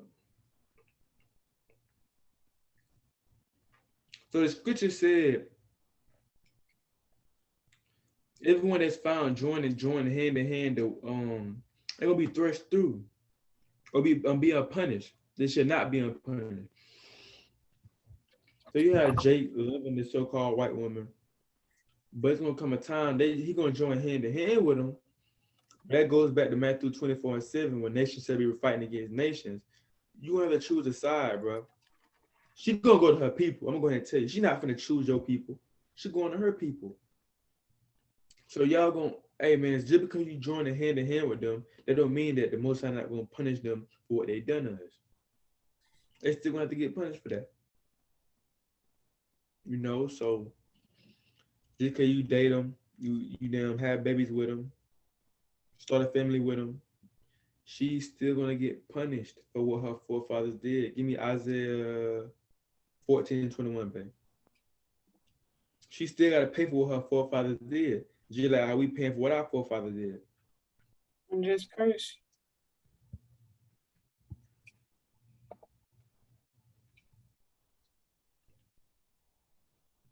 This is Isaiah chapter 14, verse 21. For I will raise them up against them, saith the Lord of hosts, and cut from Babylon the name and remnant. 21. Come. I like it. Prepare slaughter for his children, for the iniquity of their fathers, that they do not rise nor possess the land, nor fill the face of the world with cities. So the Bible said, prepare slaughter for his children, for the iniquity of their fathers. So these so-called white people, they got to pay for what their fathers done, because their fathers not here to pay for what they done. They all died off. It's like they left them a tab to pay. They got to pay that tab for their forefathers that done all the rape, rob, and murder to this land, to our people.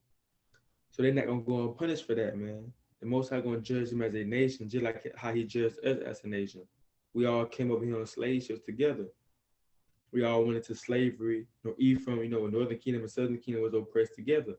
So same thing will happen to them. And they could be like, oh, we didn't do nothing. I ain't do nothing. That wasn't me. That was my forefather. We can say the same thing. Some of us didn't do that. It was our forefathers, right? We didn't do nothing. It was our forefathers, right? But we still bearing their iniquities. So same thing with y'all. What make y'all think y'all is sweet for y'all? And y'all ain't even God's chosen people. You know what I'm saying? If he did this to his chosen people, imagine what he gonna do to y'all that's not his people. See that?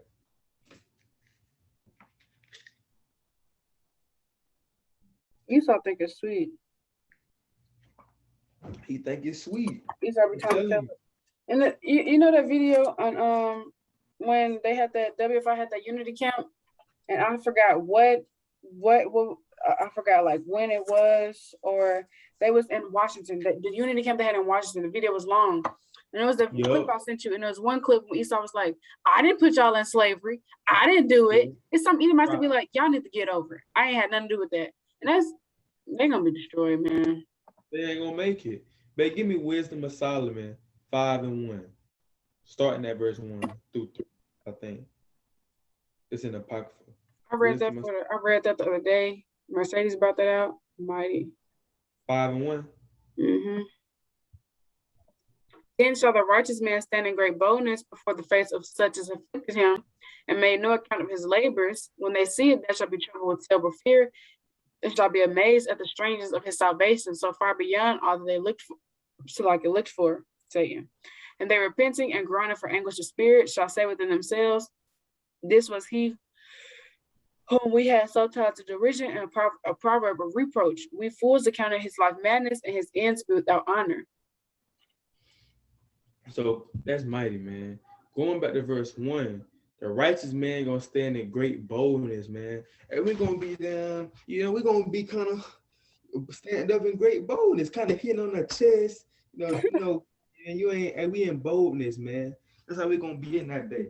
It said the righteous man stand in great boldness before the face of such as have afflicted him. So we're gonna stand in boldness in front of the so-called white man, so-called Chinese man, Japanese man, the East Indian, the Arab. We're gonna stand in great boldness in front of them, man. They afflicted us, man. We've been here in this captivity. All we've been getting is hell from them. But in that day, we're gonna stand in boldness and make no account of his labors. And it says, when they see it, they shall be troubled with terrible fear. So when they see our salvation and us standing in great boldness, they're gonna be terrified. They're gonna be in fear, because think about it, they already fear us right now. Imagine how much more in that day. It said, and shall be amazed at the strangeness of his salvation, so far beyond all that they look for. So they're gonna be amazed at our salvation.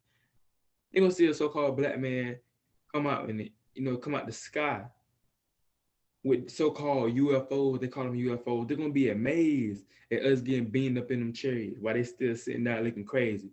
They're gonna be like, what the? They're gonna be they're gonna be scared. Because they ain't look for this. It says so far beyond all that they look for. They ain't look for this. They're looking for a so-called white man with blonde hair and blue eyes to come down here all loving and all smiling with cotton candy and flowers. That's what they're looking for. But when it comes, with a so-called black man come down cutting people's necks off, that's when they're gonna be looking crazy. That's when they're gonna look crazy when folks get beamed up in chariots. That's when they're gonna look crazy. And it says, we fools accounted his life madness and his end. Oh, wait, no. Verse 3, and they repented and groaning for anguish of spirit, and they repenting and groaning for anguish of spirit shall say within themselves, this was he whom we have sometimes in derision and a reproach. Con. So they're gonna be looking like, is this him? They're gonna be amazed, bro. They're gonna be amazed, like this is them, this is his people, the niggas, the Negroes, the black people, the wetbacks, the redskins, those are his people. They're gonna be amazed, man. They're gonna be amazed. And I got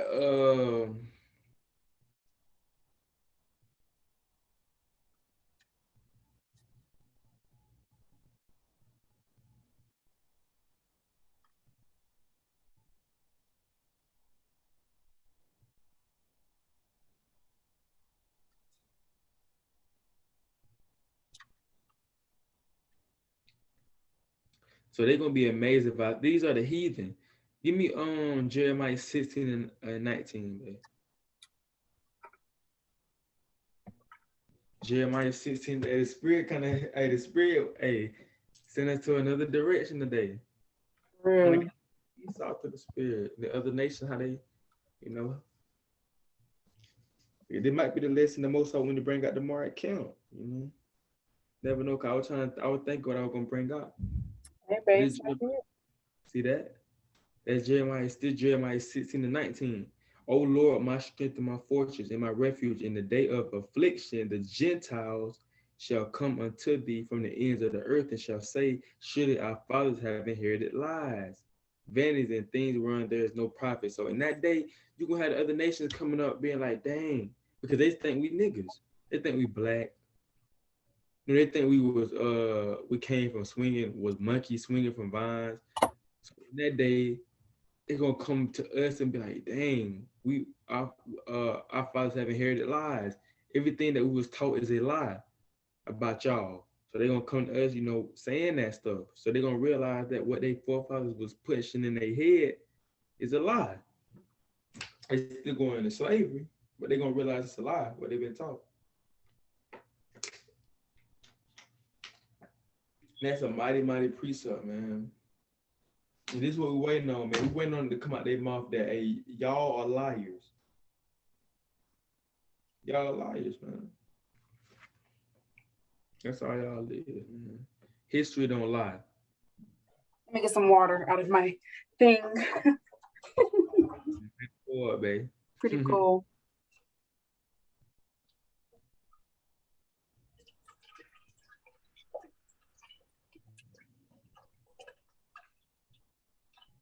I just pull it and it just comes out of this little hole.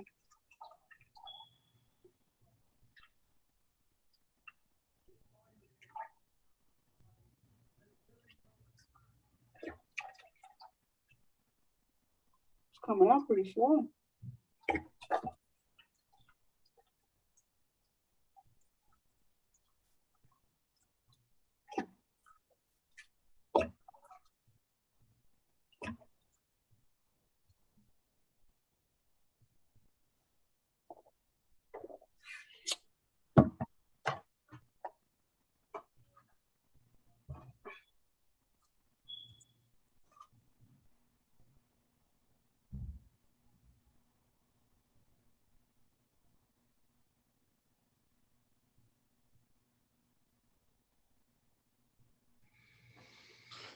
So that Jeremiah 16:19, man.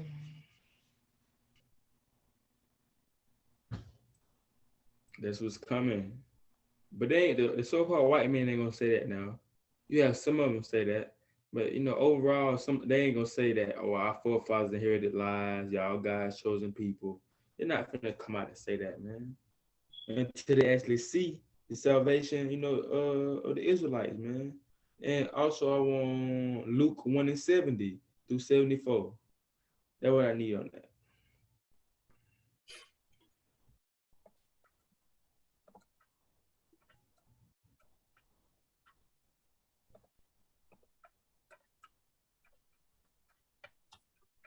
This is the book of Luke, chapter 1, verse 70 through 74.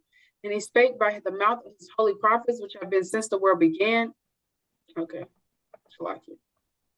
That we should be saved from our enemies, from the hand of all that hate us, to perform the mercy promised to our fathers, and to remember his holy covenant, the oath which he swore to our father Abraham, that he would grant unto us, that we, being delivered out of the hand of our enemies, might serve him without fear. So this is the true definition of salvation. This is the definition of salvation is you getting saved from your enemies. That's what salvation is, when you get saved from your enemies. So how is everybody gonna get saved? Everybody don't have enemies. In that case, he would never have to come back and save somebody. Just like with Superman. When you're watching a superhero movie, do Superman come and save everybody, or he only come and save the person that need to be saved? He come back and say the person that actually need to be saved. So salvation is not for everybody, because salvation, the definition of salvation is to be saved from your enemies. And we know that everybody don't have enemies here. We don't want to have enemies here. Look at our history. It said that we should be saved from our enemies and from the hand of them that hate us. This is what we get saved for. When Christ said in Matthew 15:24, he is not sent but into the lost sheep of the house of Israel. He sent for us because we have enemies here. We are hated here. So he sent to rescue us and redeem us out of this man to be saved and get salvation. This is their kingdom. They don't have no enemies, man. They can walk down through O Block and not get shot. But we can't do that. They try to shoot us. They don't have no enemies. Esau walk outside so proudful. They walk outside. Kind of look at the sky, kind of smiling, getting some tea, smiling. Hey, life is great. That's how they don't have to worry about nothing, man. But us, we got to be saved from our enemies, man. So that's really what I wanted on that. Basically showing you that salvation is for Israel, only for Israel, and the other nations they're not going to be saved because it's not. The definition of salvation is you being saved from your enemies. and they don't have enemies. You know, so matter of fact, give me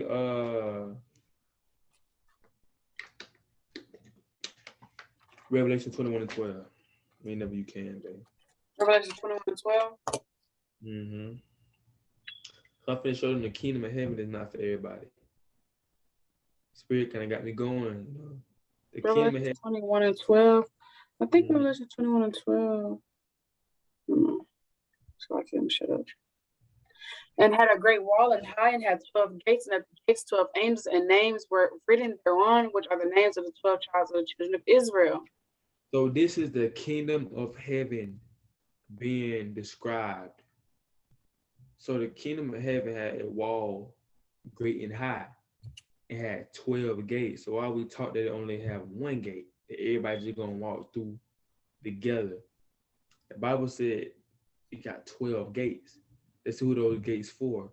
And at the gates, 12 angels. So you got 12 angels right there by the gates, by each gate, and names written thereof, which are the names of the 12 tribes of the children of Israel. So those gates for the kingdom of heaven are for the Israelites only. Only. It's not for everybody, bro. The so-called white man not getting in. He's gonna be a slave in the kingdom, but he's not coming through those gates. We're gonna drag them and bring them to us. At Isaiah 14:1-3.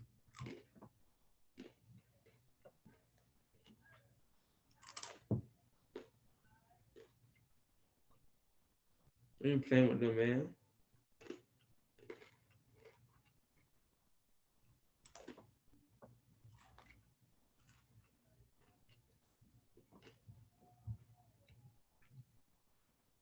Oh, rape, robbery, murder, they dealing my people. They think they finna freely get into the kingdom. Are you serious? No punishment. Serious? No, that's right, babe. Bring that out. Bring that Right. out. I mean, Babe, can you give me 1 second? I'm still on loop. no, you good. My bad. Send me slow down. I know I be moving fast sometimes. Send me slow down. Spirit hopped on you, babe. That's all good. Spirit kind of on you. It's all good.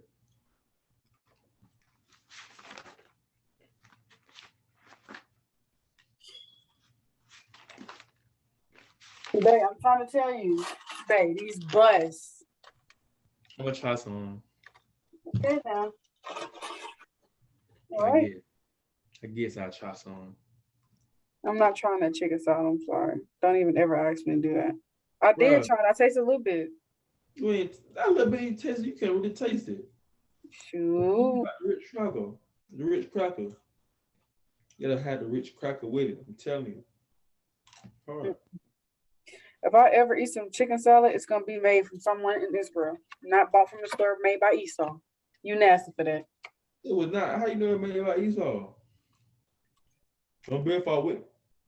You right. You right. Yeah. Then you right. I don't think Esau made that.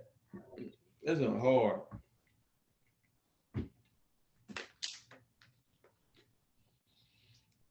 You right.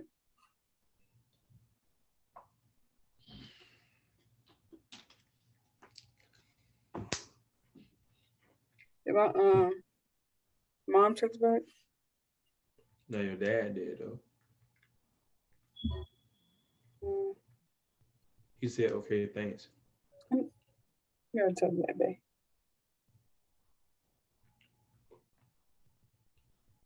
It's gonna be my grandma's first time seeing my room, cause she didn't let me in. My parents and my brother and his wife and kids did. Oh, for real? Mm-hmm. She was like, "Why y'all didn't tell me y'all was dropping Kenzie off, Grandma? We told you. We told you, forgot? Granny." I don't want to assume, but I don't know what happened.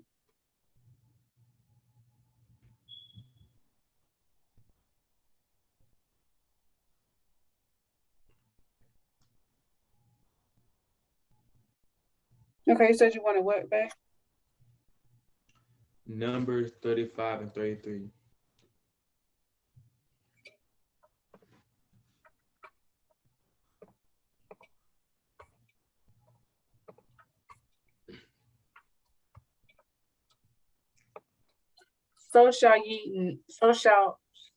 so you shall not pollute land wherein you are, for blood it defileth the land, and the land cannot be cleansed of the blood that is shed therein, but by blood of him that shed it.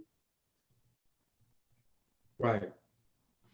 So basically what it's saying is, our land can't be cleansed because they be talking about reparations. What y'all want? Y'all, how much money y'all want? They trying to give us money for the stuff that they done to our people. They be trying to give money to the Native Indians. It's not gonna do it. It's not gonna do it. The only way a land is gonna be cleansed, according to the Bible, is by blood getting shed by the people that done it. So the people that done the blood shed in the land, hey, it's only right for them to get their blood shedded. That's how the land gonna get cleansed.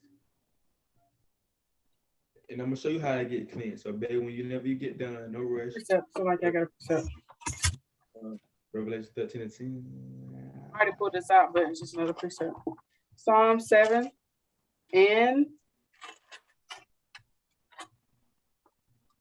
16. His mischief shall return upon his own head, and his violent dealing shall come down upon his own fate.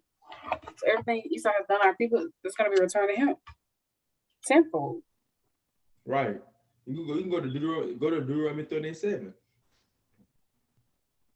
Hey, it's a precept for that, what you just said.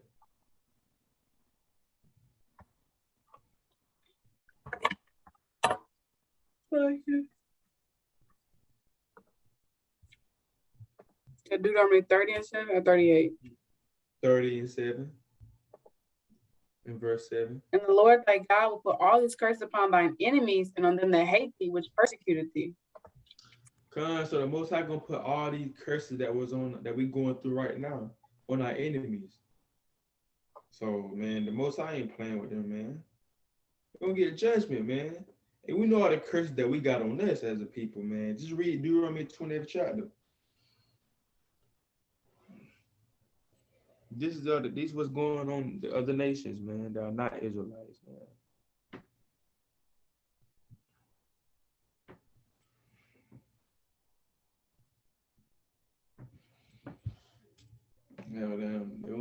Most High gonna have a field day with them other nations, bro. Man. Sure, give me Obadiah 1-15 when you're ready. That's my favorite book. We know Obadiah. He said Hebrew name Obadiah. Obadiah.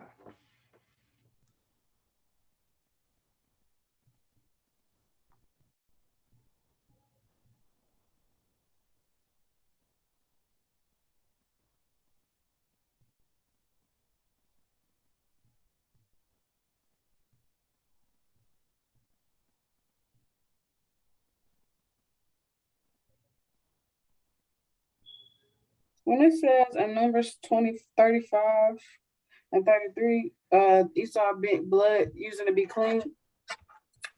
So that sound like, what does that basically sound? You said what, babe? Numbers 35 and 33, what is that saying? Like, does it sound like? Basically what it's saying, all right, this land unclean, right? We know that America's, just our land, period, though. But we know the so-called white man that went all the way around the world messing up lands. So basically what it's saying is when blood defile a land, meaning it's bloodshed, a lot of murders going on in that country or land. It's saying and the land cannot be cleansed. So you can't cleanse that land, meaning you make it right. You make the land right. You can't just clean it up and make it right because it's still bloodshed there. You can't get reparations and money for it, for what you done for what you done to our people. That's not how you're going to make it clean. The Bible said the only way to make it clean, it said, but by the blood of him that shed it. So you got to shed that person's blood that been causing all the problems to the land, all the blood shed to the land. That's the person, the people that you got to shed their blood. It's like an eye for an eye, like karma. We even type thing. Makes a lot of sense. Nobody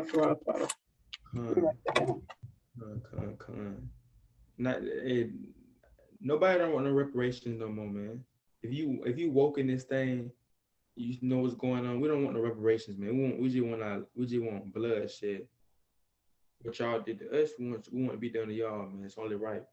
And then give me didn't the Most High say this, man? Hold up. If you think about it, all that money they raised for so-called Black Lives Matter, it went straight to the so-called white man. We didn't get not an ounce. Right. Give me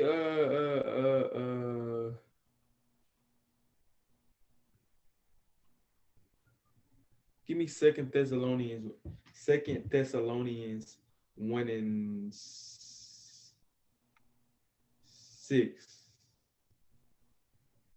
Second Thessalonians. Ooh, okay.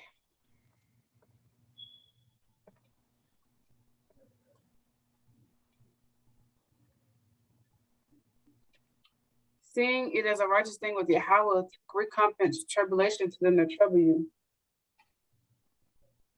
I mean, that's mighty. I didn't think I meant to pull that. Your spirit. And spirit. It's a spirit. That's a spirit. That's a spirit. Basically, what it's saying is, hey, it's a righteous thing. We know the Most High is just. He just and righteous, right? He a righteous God. Sin, that's the spirit. It says sin is a righteous thing with Yahweh to recompense tribulation to them that trouble you. Hey man, it's a righteous thing to recompense like vengeance on those same people that trouble you, man. The Israelites that trouble it's a righteous thing for the Most High to set judgment on them other nations that trouble us, man. So the Most High looking at it as like he looking at it like judgment, man. The other nations look at it as being wrong. Oh, that's wrong. That's in the past. But the Most High look at that as being righteous. Because he fighting for us, man.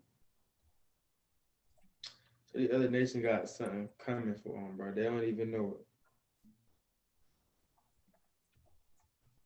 Sure don't. Got something big coming to them. They don't even know it. You don't even know it. No folly. Sorry. God. It's like you even start singing the song.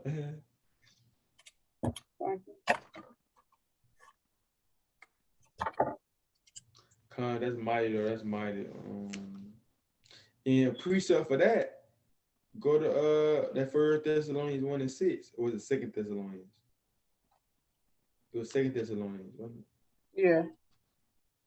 A precept for that, go to Zechariah 2:8, whenever you can, babe. Come on.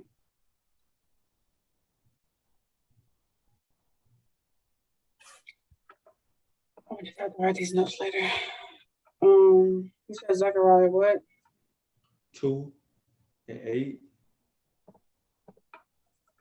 All right. For thus saith the Lord of hosts, after the glory hath he sent me unto the nations with fortune, for he that touches you touches the apple of his eye. So he's saying he that touched us, the Israelites, is like them touching the apple of his eye. And we know the apple of your eye, like the middle pupil in your, like the middle part of your eye. That's like how the other nations, when they do stuff to us, it's like they touch the Most High center of his eye, man. That's crazy. That's how much he loves us, man. And he gonna recompense vengeance on you for doing that. So all that segregation, slavery, Trail of Tears, Black Wall Street, Tuskegee experiment, hit a nigga baby, fed up babies to alligators, damn, first Maccabees, second Maccabees, the Grecians came in, did all that folly. Most ain't forget about that, man. You touched the apple of his eye. He ain't playing with that, man.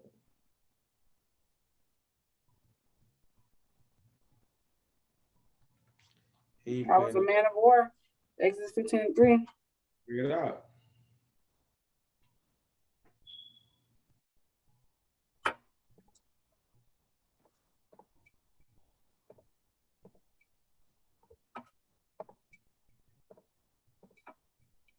The Lord is a man of war, and the Lord is the Lord is a man of war, the Lord is his name. Simple. The Lord is a man of war, man. So if you touch his people, he gonna touch you. Simple. He a man of war. He not playing around. You think, man? That man, Most High not playing, bro. Give me 1 Samuel 2:6, babe. Cause people be thinking the Most High is a joke. Like he just some type of toy. That's why people be out here doing the stuff they be doing because Christianity messed up people up mentally, thinking they can do whatever they want to do and get away with it. But 1 Samuel 2:6 show you how the Most High get down, bro. He is not playing. He is not one of them. The Lord kills and maketh alive. He bringeth down to the grave and bringeth up. The Lord maketh poor, maketh rich, bringeth low and lifteth up. So the Most High, it said basically the Most High do everything. He killed. Yes, God killed people. When people get in car wrecks, when people them get their heads cut off, when they drown, when they burn to death, the Most High did that. The Most High killed people, man. He do that stuff. He the big dog. If you wicked, you know what I'm saying? He liable to them give you a horrible death that you can't even imagine. The Lord killeth and maketh alive. He make alive.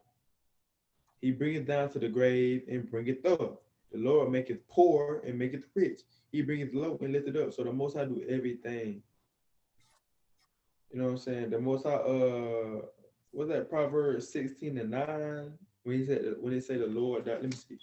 When the Lord direct thy steps. Proverbs 16:9, I think. A lot of Christians that say that.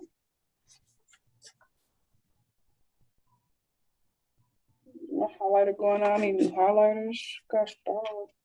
Yeah, Proverbs 16:9. Proverbs 16:9. It said, a man's heart divided his ways, but the Lord direct his steps. So the Most High direct thy steps, man. You know, he can direct you straight into a path. We don't got no free will. The Most High direct your steps, man. He can direct you straight into a wreck or direct you straight into a gun shooting. Now you got shot in the head. That's the Most High doing that stuff, man. It's Proverbs 16:9. A man's heart divided his ways, but the Lord direct his steps. So going back to like the same thing I just said, the Most High direct every man and woman's step. We do not have free will to do what we want to do, and the Most High don't know what we finna do. None of that. He direct our steps, and he know exactly what we finna do because he set it up. So when brothers kind of get set up by females, you know, she kind of set them up, kind of got them finessed. The Most High did that. He caused that to happen.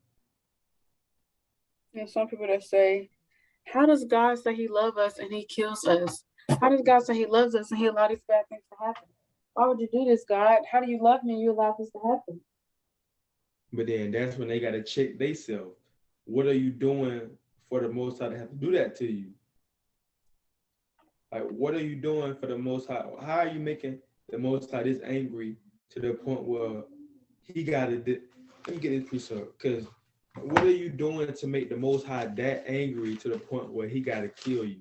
Where he killing somebody with a horrible, horrible death? What are you doing? That's when folks got to check themselves and be like, what am I doing for that to happen? See that? And I got, bring this up because this show you that the Most High don't, the most, give me,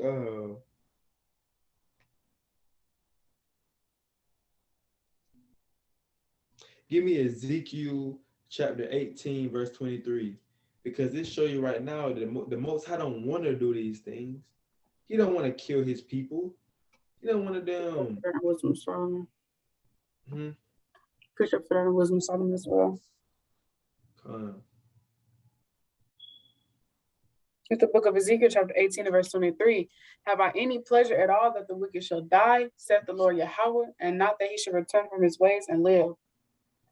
So that's a rhetorical question. He don't have no pleasure in the wicked to die. He want all his people to come back to him, but he had to punish them because we so damn wicked, so dang wicked. It's like it. We so dang wicked. So he gotta punish us, man. He gotta kill us. That's why we went through slavery. We had to go through this thing because we wicked and we stiff-necked and hard-headed. Look at it. We done went through slavery, segregation, all this stuff, and we still not keeping the commandments. We don't listen. So the Most High, only way he gonna have to deal with us is to kill us and allow us to give up the game, give up the ghost, because we so hard-headed and stiff-necked as people, man. So that's why the Most High kill people. He don't want to. He don't just wake up one day and be like, I'm gonna kill this nigga. No, he don't do it smiling. That hurts him to have to kill one of his people, man. You know, so that's on that. So,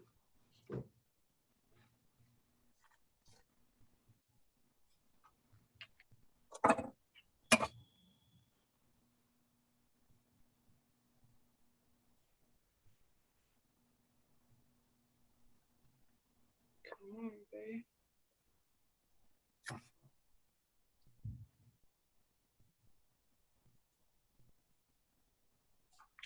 Come on.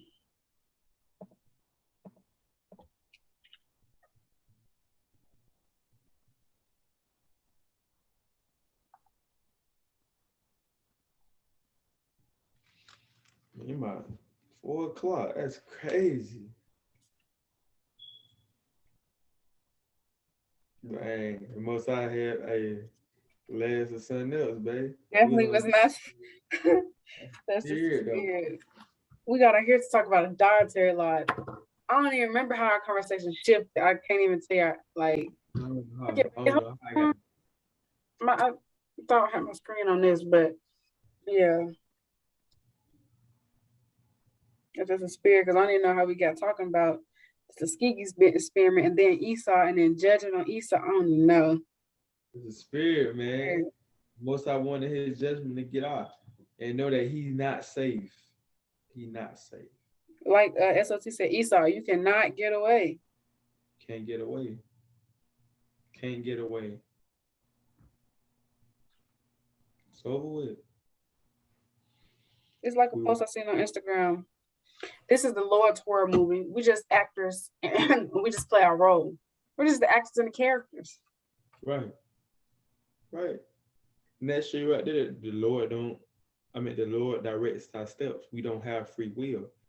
You know, the Most High is the character. I mean, he the actor, not the actor, but he the director of the movie. We just the actors and the actresses. Playing our part, that role. It's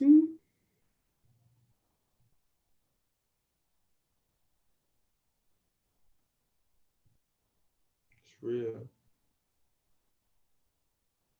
I'm gonna send you all of these notes. The water. Of course.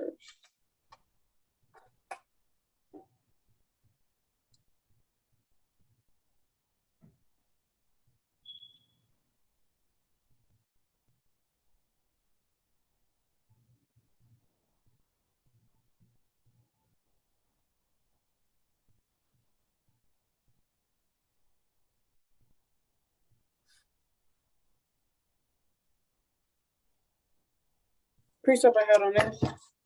Wisdom of Solomon, chapter 1.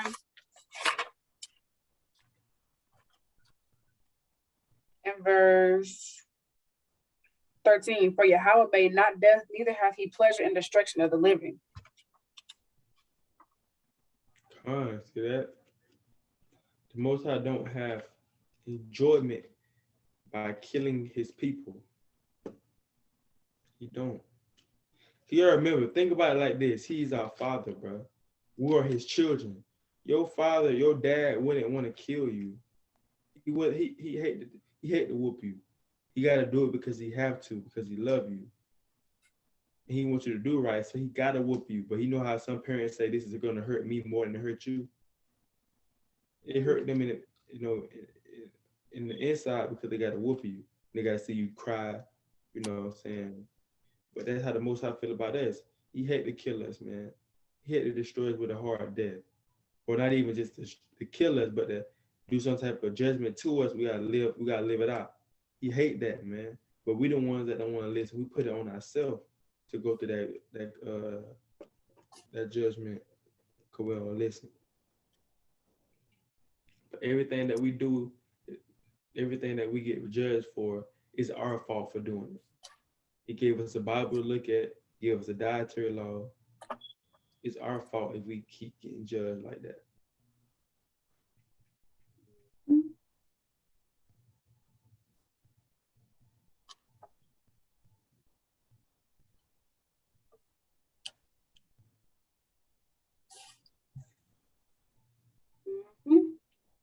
They've been bringing it out.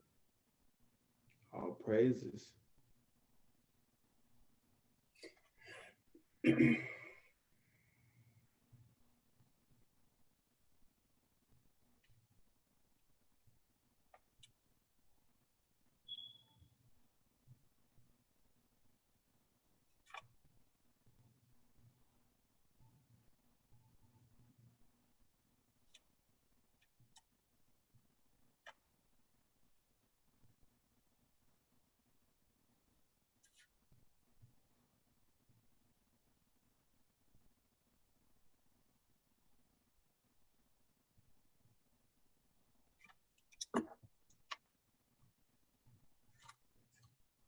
You just want me to get the Obadiah precept, love? Yeah, Obadiah 1 and 15. For the day of the Lord is near upon all the heathen. As thou hast done, it shall be done unto thee. Thy reward shall return upon thy own head. So man, it said, for the day of the Lord is near upon all the heathen. It didn't just say one of them. It said all the heathen. We know the heathen are the people that are not Israelites. It said, hey man, the day of the Lord is near, it's close to him, upon all the heathen. And thou have done, it shall be done unto thee. So everything that the other nation done to us, man, we know all the history. You know, we can count it all on, you can't even count on your fingers. It's too much what the other nations done to us, man.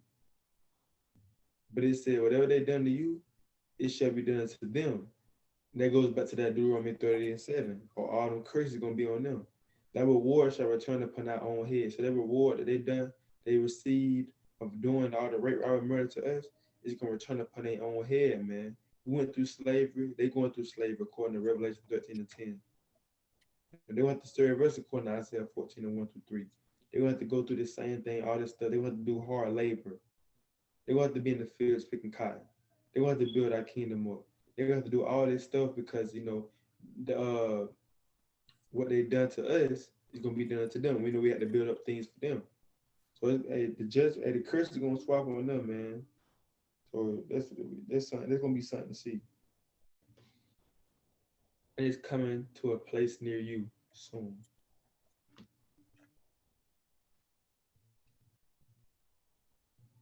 All the heathen, not just the Ammonite, whatever they call, and Moabites, Edomites, whatever, all of them.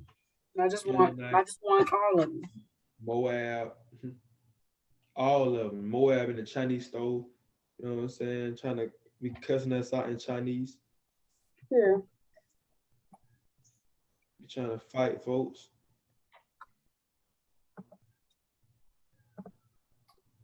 The Edomites, the Elamites, Asherites, right. Moabites, Ammonites, all of these folks. Kush. Yep, all these folks, man. All these folks. It's 18 different nations, man. We got 18 different nations, bro. Not count Israel, so it's 17. They're gonna be in captivity.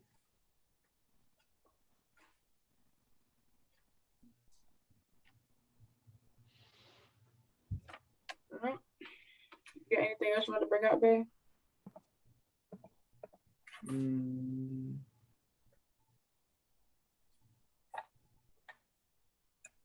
I'm gonna end it with this precept right here.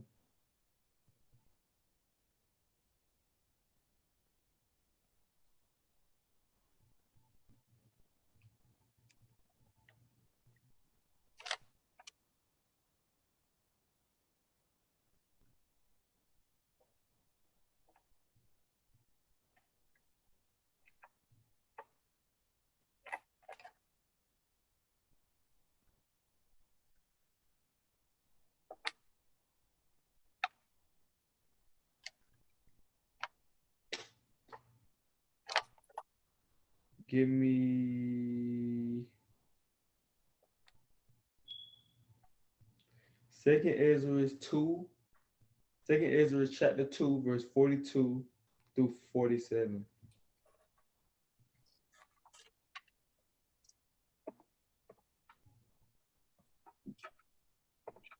Second Ezra chapter 2, verse 42 through 47. Mm-hmm. And it reads, I Ezra saw upon the Mount Zion a great people whom I could not number. They all praise the Lord with songs. In the midst of them there was a young man of a high stature, taller than all the rest, and upon every one of their heads he set crowns and was more exalted, which I marveled at greatly. So I asked the angel and said, Sir, what are these? He answered and said unto me, These be they that have put off the mortal clothing and put on the immortal and have confessed the name of Yahweh. Now are they crowned and received palms. Then said I unto the angel, What young person is it that crowneth them and giveth them palms in their hands? So he answered and said unto me, It is the son of Yahweh, whom they have confessed in the world. Then began I greatly to commend them that stood so stiffly for the name of the Lord. So that's basically going into the elect getting crowned, bro. That's going to us getting crowned, the elect. So you gonna have Ezra's just saying this, man. Ezra's just saying the elect get crowned. And that's what's coming. You know, we keep fighting, we keep enduring this truth, man. You're gonna get crowned in this thing. You're just gonna get crowned. I ain't talking about one of them Burger King crowns. I'm talking about like a real gold crown that you're gonna receive, and you're gonna be able to rule over the nations. You're gonna be able to rule over the nations, man. They're gonna have to work for you. They're gonna have to do what. All right, this is the last precept, man. Isaiah chapter 14 and 1 through 3. When we get the kingdom, we're not gonna have to work no more. This right here is beauty. When you get the kingdom, you're not gonna have to work no more. Why? Because you're gonna have people doing the work for you. You're not gonna have to build the kingdom up, New Jerusalem up. Why? Because you're gonna have people building it up for you. In which these are the other nations. They're gonna be catching hell, man. There ain't gonna be no sunburn. You know, Edomites need sunburn in that sun. There gonna be no sunburn. No sunscreen. I meant to say sunscreen. There gonna be no sunscreen. They're gonna be getting sunburned. Their skin gonna be blistering up.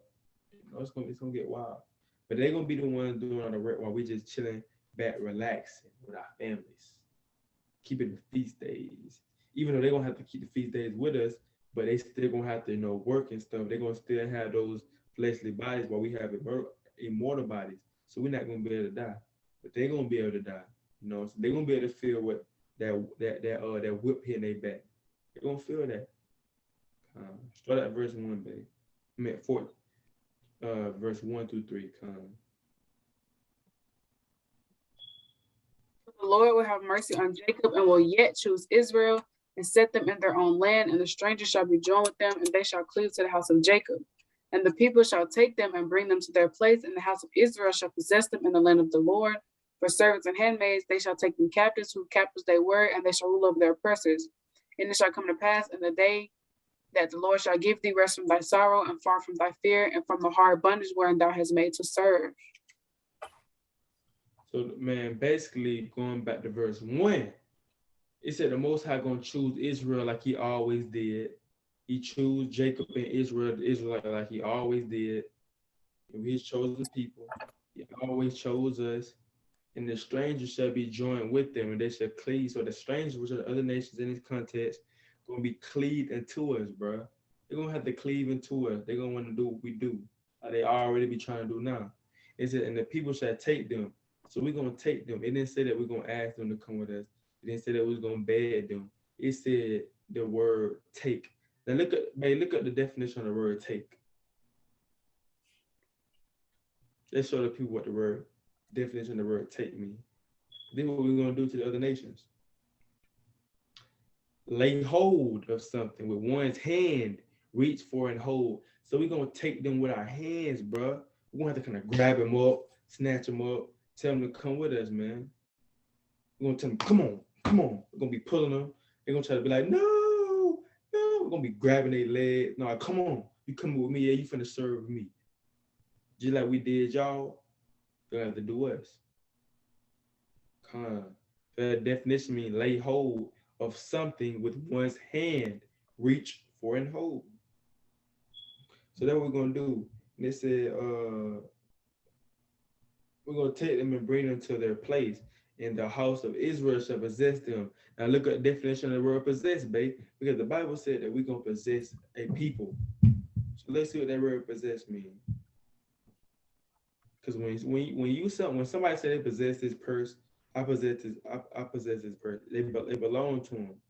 Have as belonging to one own. So when you possess something, that means you own it. It's yours, right?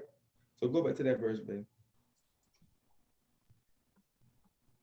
The Bible said, and it shall come to pass, Slacky, verse 2, in thy house of Israel shall possess them in the land of the Lord for servants and handmaids. So we're going to possess them for servants and handmaids. They're going to work for us, man. They're going to have to do what we used to do for them in slavery. We want some food, they'll have to bring it to us. You know, we need something clean, they'll have to clean it up. Or not, they're going to get a whip to their back. That's what's going to happen. It says, for servants and handmaids, and they shall take them captives, who captives they were, and they shall rule over their practice. So we're going to take them captives. We're going to take them captives, and we're going to rule over them. Simple. We're going to rule over our oppressors, man. That's just judgment, man. That's the Most High loving, looking out for his people. That's just judgment, man. That's righteous judgment for the people that did this to his people. To go through captivity, man, and get their judgment. That's the righteous judgment. People don't want to hear that. The other nations don't want to hear that. They just want to hear, we finna go in the kingdom hand to hand, one and one. But they don't want to hear this righteous judgment, man. They don't think this righteous. Bring it out, babe. They don't think it's righteous because it got something to do with them going into slavery. That's what they don't think is a righteous thing to do. You can ask the Edomite, do he believe in karma, or what goes around comes around? He'll say, yeah. But then you ask him, do you think that your people should go into slavery for what you done to the blacks and Latinos? He gonna hit you with a nah, I don't agree with that. But you just said you believe in karma and what goes around comes around. So how you don't believe that judgment should happen to these people that done did all this to my people? Now you don't agree with it. Now you don't agree with karma. Now you don't agree with what goes around comes around, because it got something to do with you and your people. It's affecting you and your people. It's causing your people to go through judgment. So now you don't agree with it. You don't want to stand on that no more. Now you want to change it up. I don't agree with that. I think we should just forget and forgive. That's crazy you said that. I was just thinking that, like, literally, you brought it out, it was rolling off your tongue. I was literally thinking that, like, you ask Esau if he believe in karma and stuff like that. It goes on, come around, he'll say, yeah. But then we tell people on the surface, oh, yeah, nah, that's not what that scripture says. Yeah, no, I don't believe in that. God wouldn't do that. We're reading it out of context. You need to look at it in a different translation. We read out of the AMP and the NIV, and it doesn't say that. Yes, it does, Esau. Yes, it does. Esau. It's there.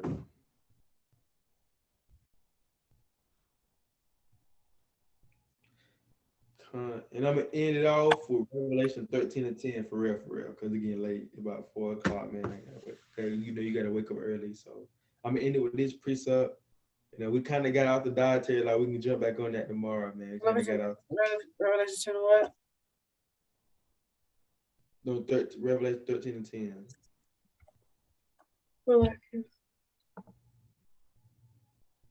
Yeah, that's right.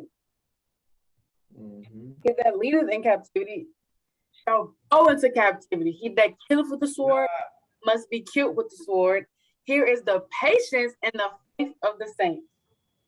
So if you lead a group of people or a person into captivity, the Bible said, and this is in the New Testament, this is the last book of the Bible, it's Revelation. The Bible said if you lead a group of people or lead a person captive, meaning a slave, they can't do nothing about it. The person that did it got to go into captivity. But we know the so-called white man led our people into captivity. But he didn't go through captivity yet. This is a prophecy that haven't happened yet.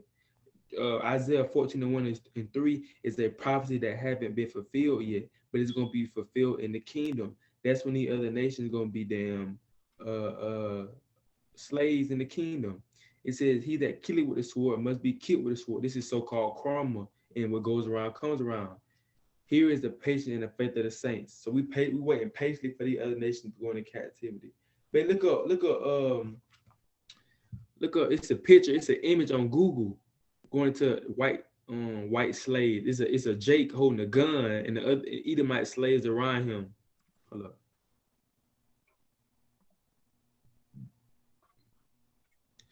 You have to make it a little more. And black man holding gun. It'll come up then. This how it's gonna look, man, in the kingdom. This is what they got. There's a post on Instagram, and it was Israelite woman. You know, it was one of us, and she was like, you know, getting her nails did or whatever, looking all pretty, and like Esau was cleaning her feet, and then it had like a little conversation thing, and it said like, "Don't miss B."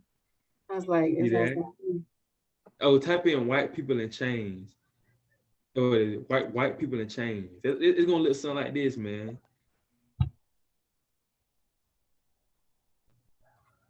Right, it ain't coming up. It came up on my phone. It's all I see.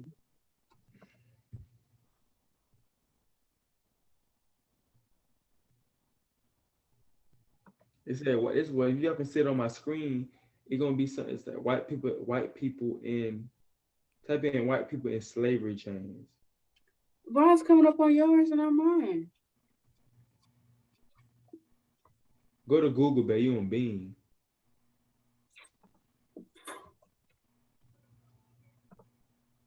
It'll come up on Google. Also go on Google, you on Bing. Okay, you was right. Yep. See the white people. This is how it's gonna look, man. You're gonna have Jake with the gun. You know, if Esau do something out of line, he gonna might shoot, pistol whip him. You know what I'm saying? You don't want to kill your slaves though, because they working for you, but you can kind of shoot them in the foot. Gotta get the whip out, give him some hits in the back a little bit, man. But this how it's gonna look, man. This is coming to a kingdom near you. That image right there is coming to a kingdom near you, man. That looks like the right way it's supposed to be. Not us in chains. That look kind of crazy. But them, Esau in chains, they look exactly how it's supposed to be. They look like servants. They got the face, the features as for servants. You know, so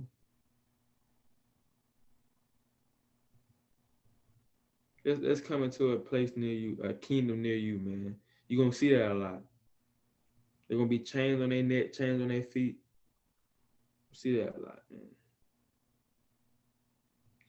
Oh, it's this scene I want to get. I want to get this. Well, I don't know if I want to get this because the video might get copyrighted. So it's from a movie.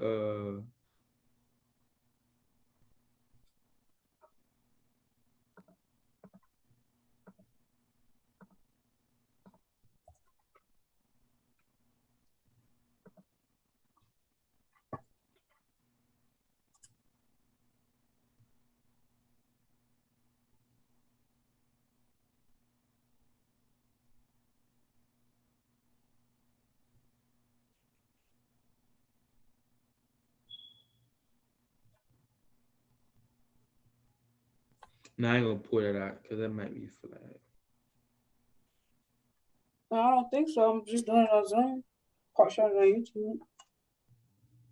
All right, so this was coming too. Let me find that video he had posted. But you know, just go with your spirit, man. I don't want this good lesson to get flagged.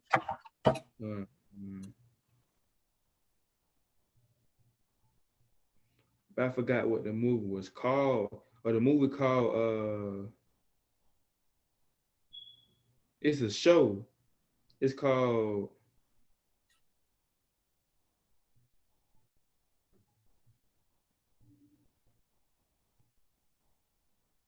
It's called cracker. Go to Google and type it in, babe. Just show on the show. It's called cracker, like CRAKA. Like AKA, con. I wonder if you can watch the trailer. You think it'll flag it? I don't know. You don't got to. But that's Oh, really I've seen this. I've seen this before. Mm-hmm. No.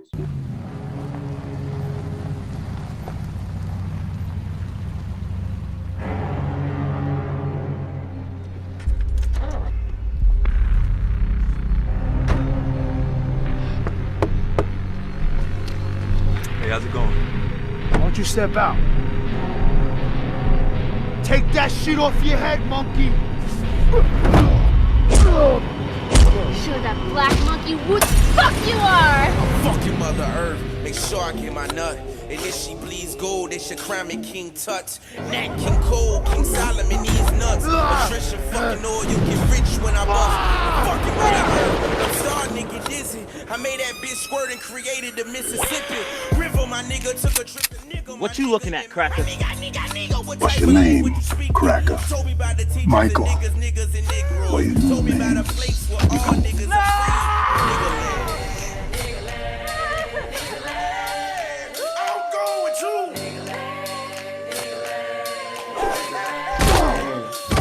Where I come from, this isn't the way it's supposed to be.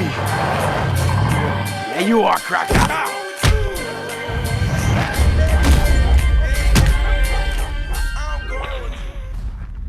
Welcome back. Be cool. See that? That's coming, man.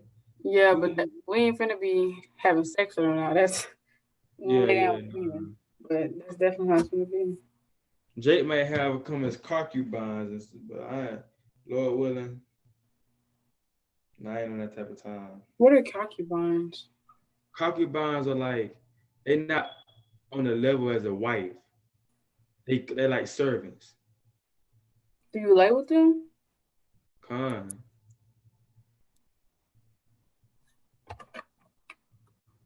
Oh, okay. Con. Abraham, was it Abraham and was it Hagar? What was his concubine name? Why do you lay with them if that's not your wife? Like you can but you have different types, right? You have your wife is the person, you can have multiple wives, right? Mm-hmm. You can have multiple wives, but at the same time, they not on the level as your wife. Like your wife is she up here and you had a concubine like down here and all that. But just say brother, like they used to lay with them if their wife couldn't get pregnant. Then they lay with the concubine. The concubine got pregnant, but the baby was really given to the wife if she couldn't have children and nothing like that. That's crazy. There's a show on Hulu called Handmaids, and that's exactly what they do on that show. But it's Esau. It's literally exactly like Bae. I used to watch this my senior year, and Esau put me on it at my job I used to work at. But they wear this right here, and all of them have different purposes, like those ones in the red. So basically the world came to an end. And well, it didn't come to an end, but like something happened where Esau went out on the streets, and this is all Esau. Like there's no Jake on the show. This is all Esau. Like the prison guards, all this Esau, right? So basically, like they came. Like this is crazy. They know they be doing what they be doing. Anyways, the world didn't end, but it's like something happened where Esau came and just snatched up a lot of people. And so the people that sinned they were red. Basically, you were grouped off your sins, right? And the red ones were the handmaids. They were the ones that basically concubines. They were the ones that the man laid with because his wife couldn't get pregnant, and then they took the baby and gave it to the wife. And they would call it like if the man you stayed with, you were his handmaid in this show, and his name was Joseph, you would be called House of Joseph. See that? And if the man you're staying with was Lawrence, you'd be called House of Lawrence. But he would have a wife, like his wife would be his wife, but you're just a handmaid. You do what they say. You basically they're a slave, basically. Mm-hmm. And then they had the ones in the green that basically did all the cleaning and the cooking. Let me try to find it. They had the ones in the green right here that did all the cleaning and the cooking. And they had the ones in the field doing all the laboring. See that? So I used to watch this, you know, but kind of crazy. It's crazy. And I remember when Issa was telling me about the show, she's like, it's kind of like the Bible. But I was in a worry, I didn't understand what she meant. I was like the Bible, what? But now that, you know, now that you got the Odyssey either here, yeah. See that? Most deaf. Well, yeah, that's beautiful though. That's beautiful. You're gonna have the other nations working for you. My baby ain't gonna have to touch, her feet ain't gonna have to touch the ground. You're gonna have to touch the ground. Esau better move.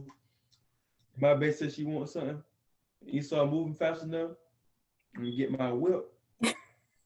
Just imagine somebody getting hit. We're gonna have immortal bodies, right? So you know how strong our body's gonna be. So when we hit him with that whip, but he gonna feel that. He gonna feel it. He's still gonna have a fleshly body. But I know that's gonna suck. They're gonna have fleshly bodies in the kingdom. That's why we gotta continue to endure. We're trying to get this kingdom. We ain't trying to work, we're trying to get this kingdom. All these temptations we deal with, the trials and tribulations we go through, everything we struggle with, all these demons, enduring, it'll be worth it. We got to continue to endure because it's going to be worth it. Luke 12:32, fear little flock, it is your Father's pleasure to give you the kingdom. The Lord wants to give us the kingdom, but he's just not going to hand it to us. Revelations, it's the Revelations, the Lord coming to reward us according to our works. So we got to really grind out in this thing and go hard. Fine.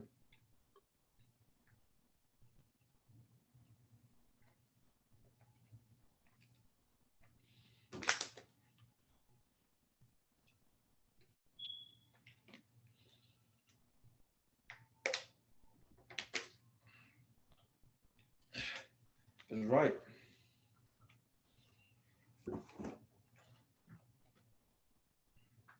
Come on, babe. Mighty lesson to the Spirit. All praise to the Most High. All praise to the Most High. King brought it out to the Spirit. The Most High had me going somewhere else.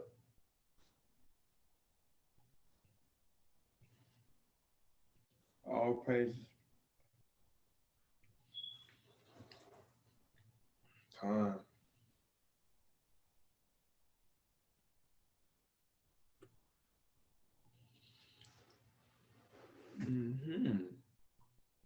So the other nation got something coming for them.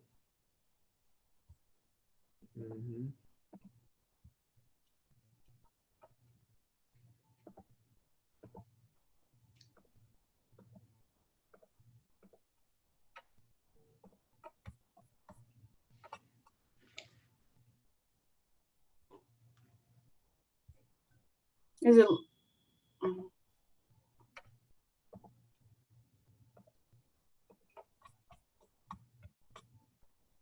Fear not, little flock, for it is your Father's good pleasure to give you the kingdom.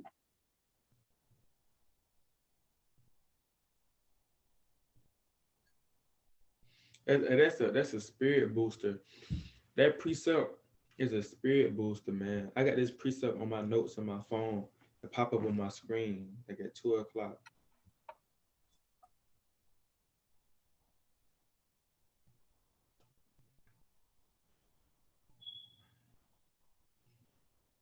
It's a spirit booster. That's telling you, man, don't worry about nothing. The Bible said, it is his pleasure. It is his good pleasure to give you the kingdom. It is his pleasure. Look at the definition of the word pleasure. Because they gotta see. It is his pleasure. It's something that he enjoys to do. It ain't no burden to him. Oh, I gotta make these Israelites this damn kingdom. I make this dang kingdom. A feeling of happy satisfaction and enjoyment. So man, he happy. You know, the Most High cooking up the kingdom. He know what we like. So he probably out there. You is ugly. Making the kingdom. He doing his thing up there, man. He having pleasure, like he's something that he loves to do, just like we have pleasure. You know, some of us might have pleasure in playing a game, pleasure in painting, pleasure in poetry. We all have a pleasure in doing something, and his pleasure is giving us the kingdom. That's crazy, man. Like, come on now.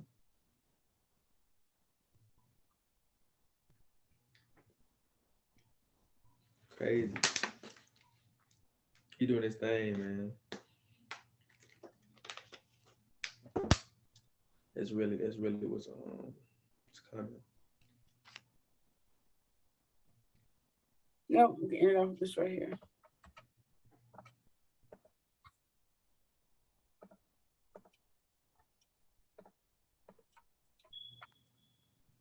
But he that shall endure to the end, the same shall be saved.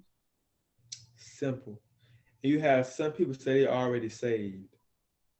But the Bible said you got to endure to the end. You got to endure, but you have to endure Jacob's trouble. How you say you already saved and you ain't even seen Jacob's trouble yet? You have to endure Jacob's trouble. You have to endure the famine, the pestilence. You have to endure all this, and you have to endure death to be saved. Nobody's not saved already, man. Just because you got baptized, that don't mean that you're saved. But he that shall endure to the end, you have to endure to the end. You have to endure it all the way to the end, and then you're gonna be saved, man. Then you're gonna get that crown of life, you know. So yeah, that's a mighty precept, baby, to end it off with. You gotta endure, man. You gotta continue to endure. You gotta endure the trials and tribulations and that comes with this truth to be able to get that crown of life. Okay.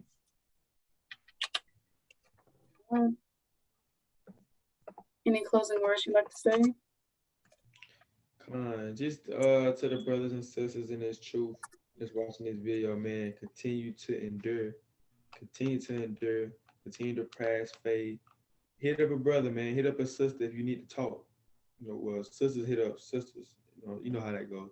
But you know what I'm saying? Do your thing, but make sure that you don't be drowning yourself in your I got a precept. This second Ezra 16 and 74 through 76. Hear, O ye my beloved, said, or even put it con. I got a precept and close. I won't be done with what I want to say. But don't be behind closed doors, letting your sins weigh you down, man. That way you have brothers and sisters for. We are here to help each other out. That's what you got a head for. That's what you got a real for. Then we got to use each other. We got to use it as an advantage. Because two are better than one, man. It's hard for Satan to come at one of us if we got a real that's reading, that's studying. It's always on fire. Even vice versa. It's hard for Satan to kind of knock us down when we got our partner on the same, on the same page as us. It's hard for him. That's why the Bible said two are better than one. And this Sirach, second Ezra chapter 16, verse 74 through 76. Oh, hear, O ye my beloved, said the Lord, behold, the days of trouble are at hand, but I will deliver you from the same. Be ye not afraid. And the God of them who keep my commandments and precepts, said the Lord God. Let not your sins weigh you down. So don't let your sins weigh you down. Your sins weigh you down. You might just fail recently with lust, with depression, with stress. Now you got that slothful demon on you. Do not let that spirit weigh you down. Call a brother, man. You down, call a brother. And if the spirit got it, if it's a spirit on you that's trying to stop you from reading and studying, hey man, listen to some breakdowns. Listen to somebody read the Bible. Get your spouse to read to you, but don't ever abandon the word, man. You always try to keep listening to it. Always have it in your head, in your spirit. And it says, you go, he that way, Lord God, let your sins wait. Don't let your sins weigh you down, and let not your iniquity lift up themselves. So don't let your iniquity lift up themselves, man. Don't let your iniquity lift up, because you're gonna get in a big depressing state. you're gonna feel like you're in a hole. You're gonna feel like you're in quicksand sinking. So don't let your sins lift up themselves, man. Don't let your iniquity lift up themselves. Call a brother for counsel that you can, or a sister that you can truly trust, that you can, that's wise, you know, and let them bring out the precepts to you while you just relax, man. Everything is about relax. And also you can meditate, examine yourself in this truth. Take some time to examine yourself and get to know yourself, man. Get to understand what you struggle with and what you're okay with. That's where examination come in at, man. Lord willing, me and my real, we're gonna start doing examination night where we examine ourselves in this thing and see what we get, what we're doing. Are we getting better with it? You know, that's what you got to do in this truth. Because if you don't do that, you're gonna examine yourself to be able to grow in this thing and go into a mighty brother or sister in this truth. So just continue to endure and continue to fight these demons through the spirit. And I love y'all, always. So this, you know what I'm saying? We just gotta be consistent with our self-examination. Like Satan is always working. Always, but let's start Iraq and let me get this first. This is not what I want. Hold on. This is the book of 1 Chronicles, chapter 16 and verse 11, and it reads, "Seek the Lord in his strength, seek his face continually." So we just got to continue seek the face of the Lord continually, and just continue to endure in this thing. Call upon the name of the Lord, count it joy. And then Sirach, chapter 2. Set thy heart aright and constantly endure and make not haste in time of trouble. Cleave unto him and depart not away. Thy mayest be increased at thy last stand. So we just got to cleave unto the Most High. The kingdom is worth it. We got to continue to endure, cleave unto the Most High, whatever we're going through. Right. I love y'all, Israel. Keep enduring. My king is there for the brethren, and I'm here for the sisters. He's here. Well, he's here for everybody. I'm here for the sisters on. So let's continue to endure. That's all I have to say. Of that, we're gonna say shalawam. Shalom, Kwanya Yasharala, man. Continue to fight. You're almost out.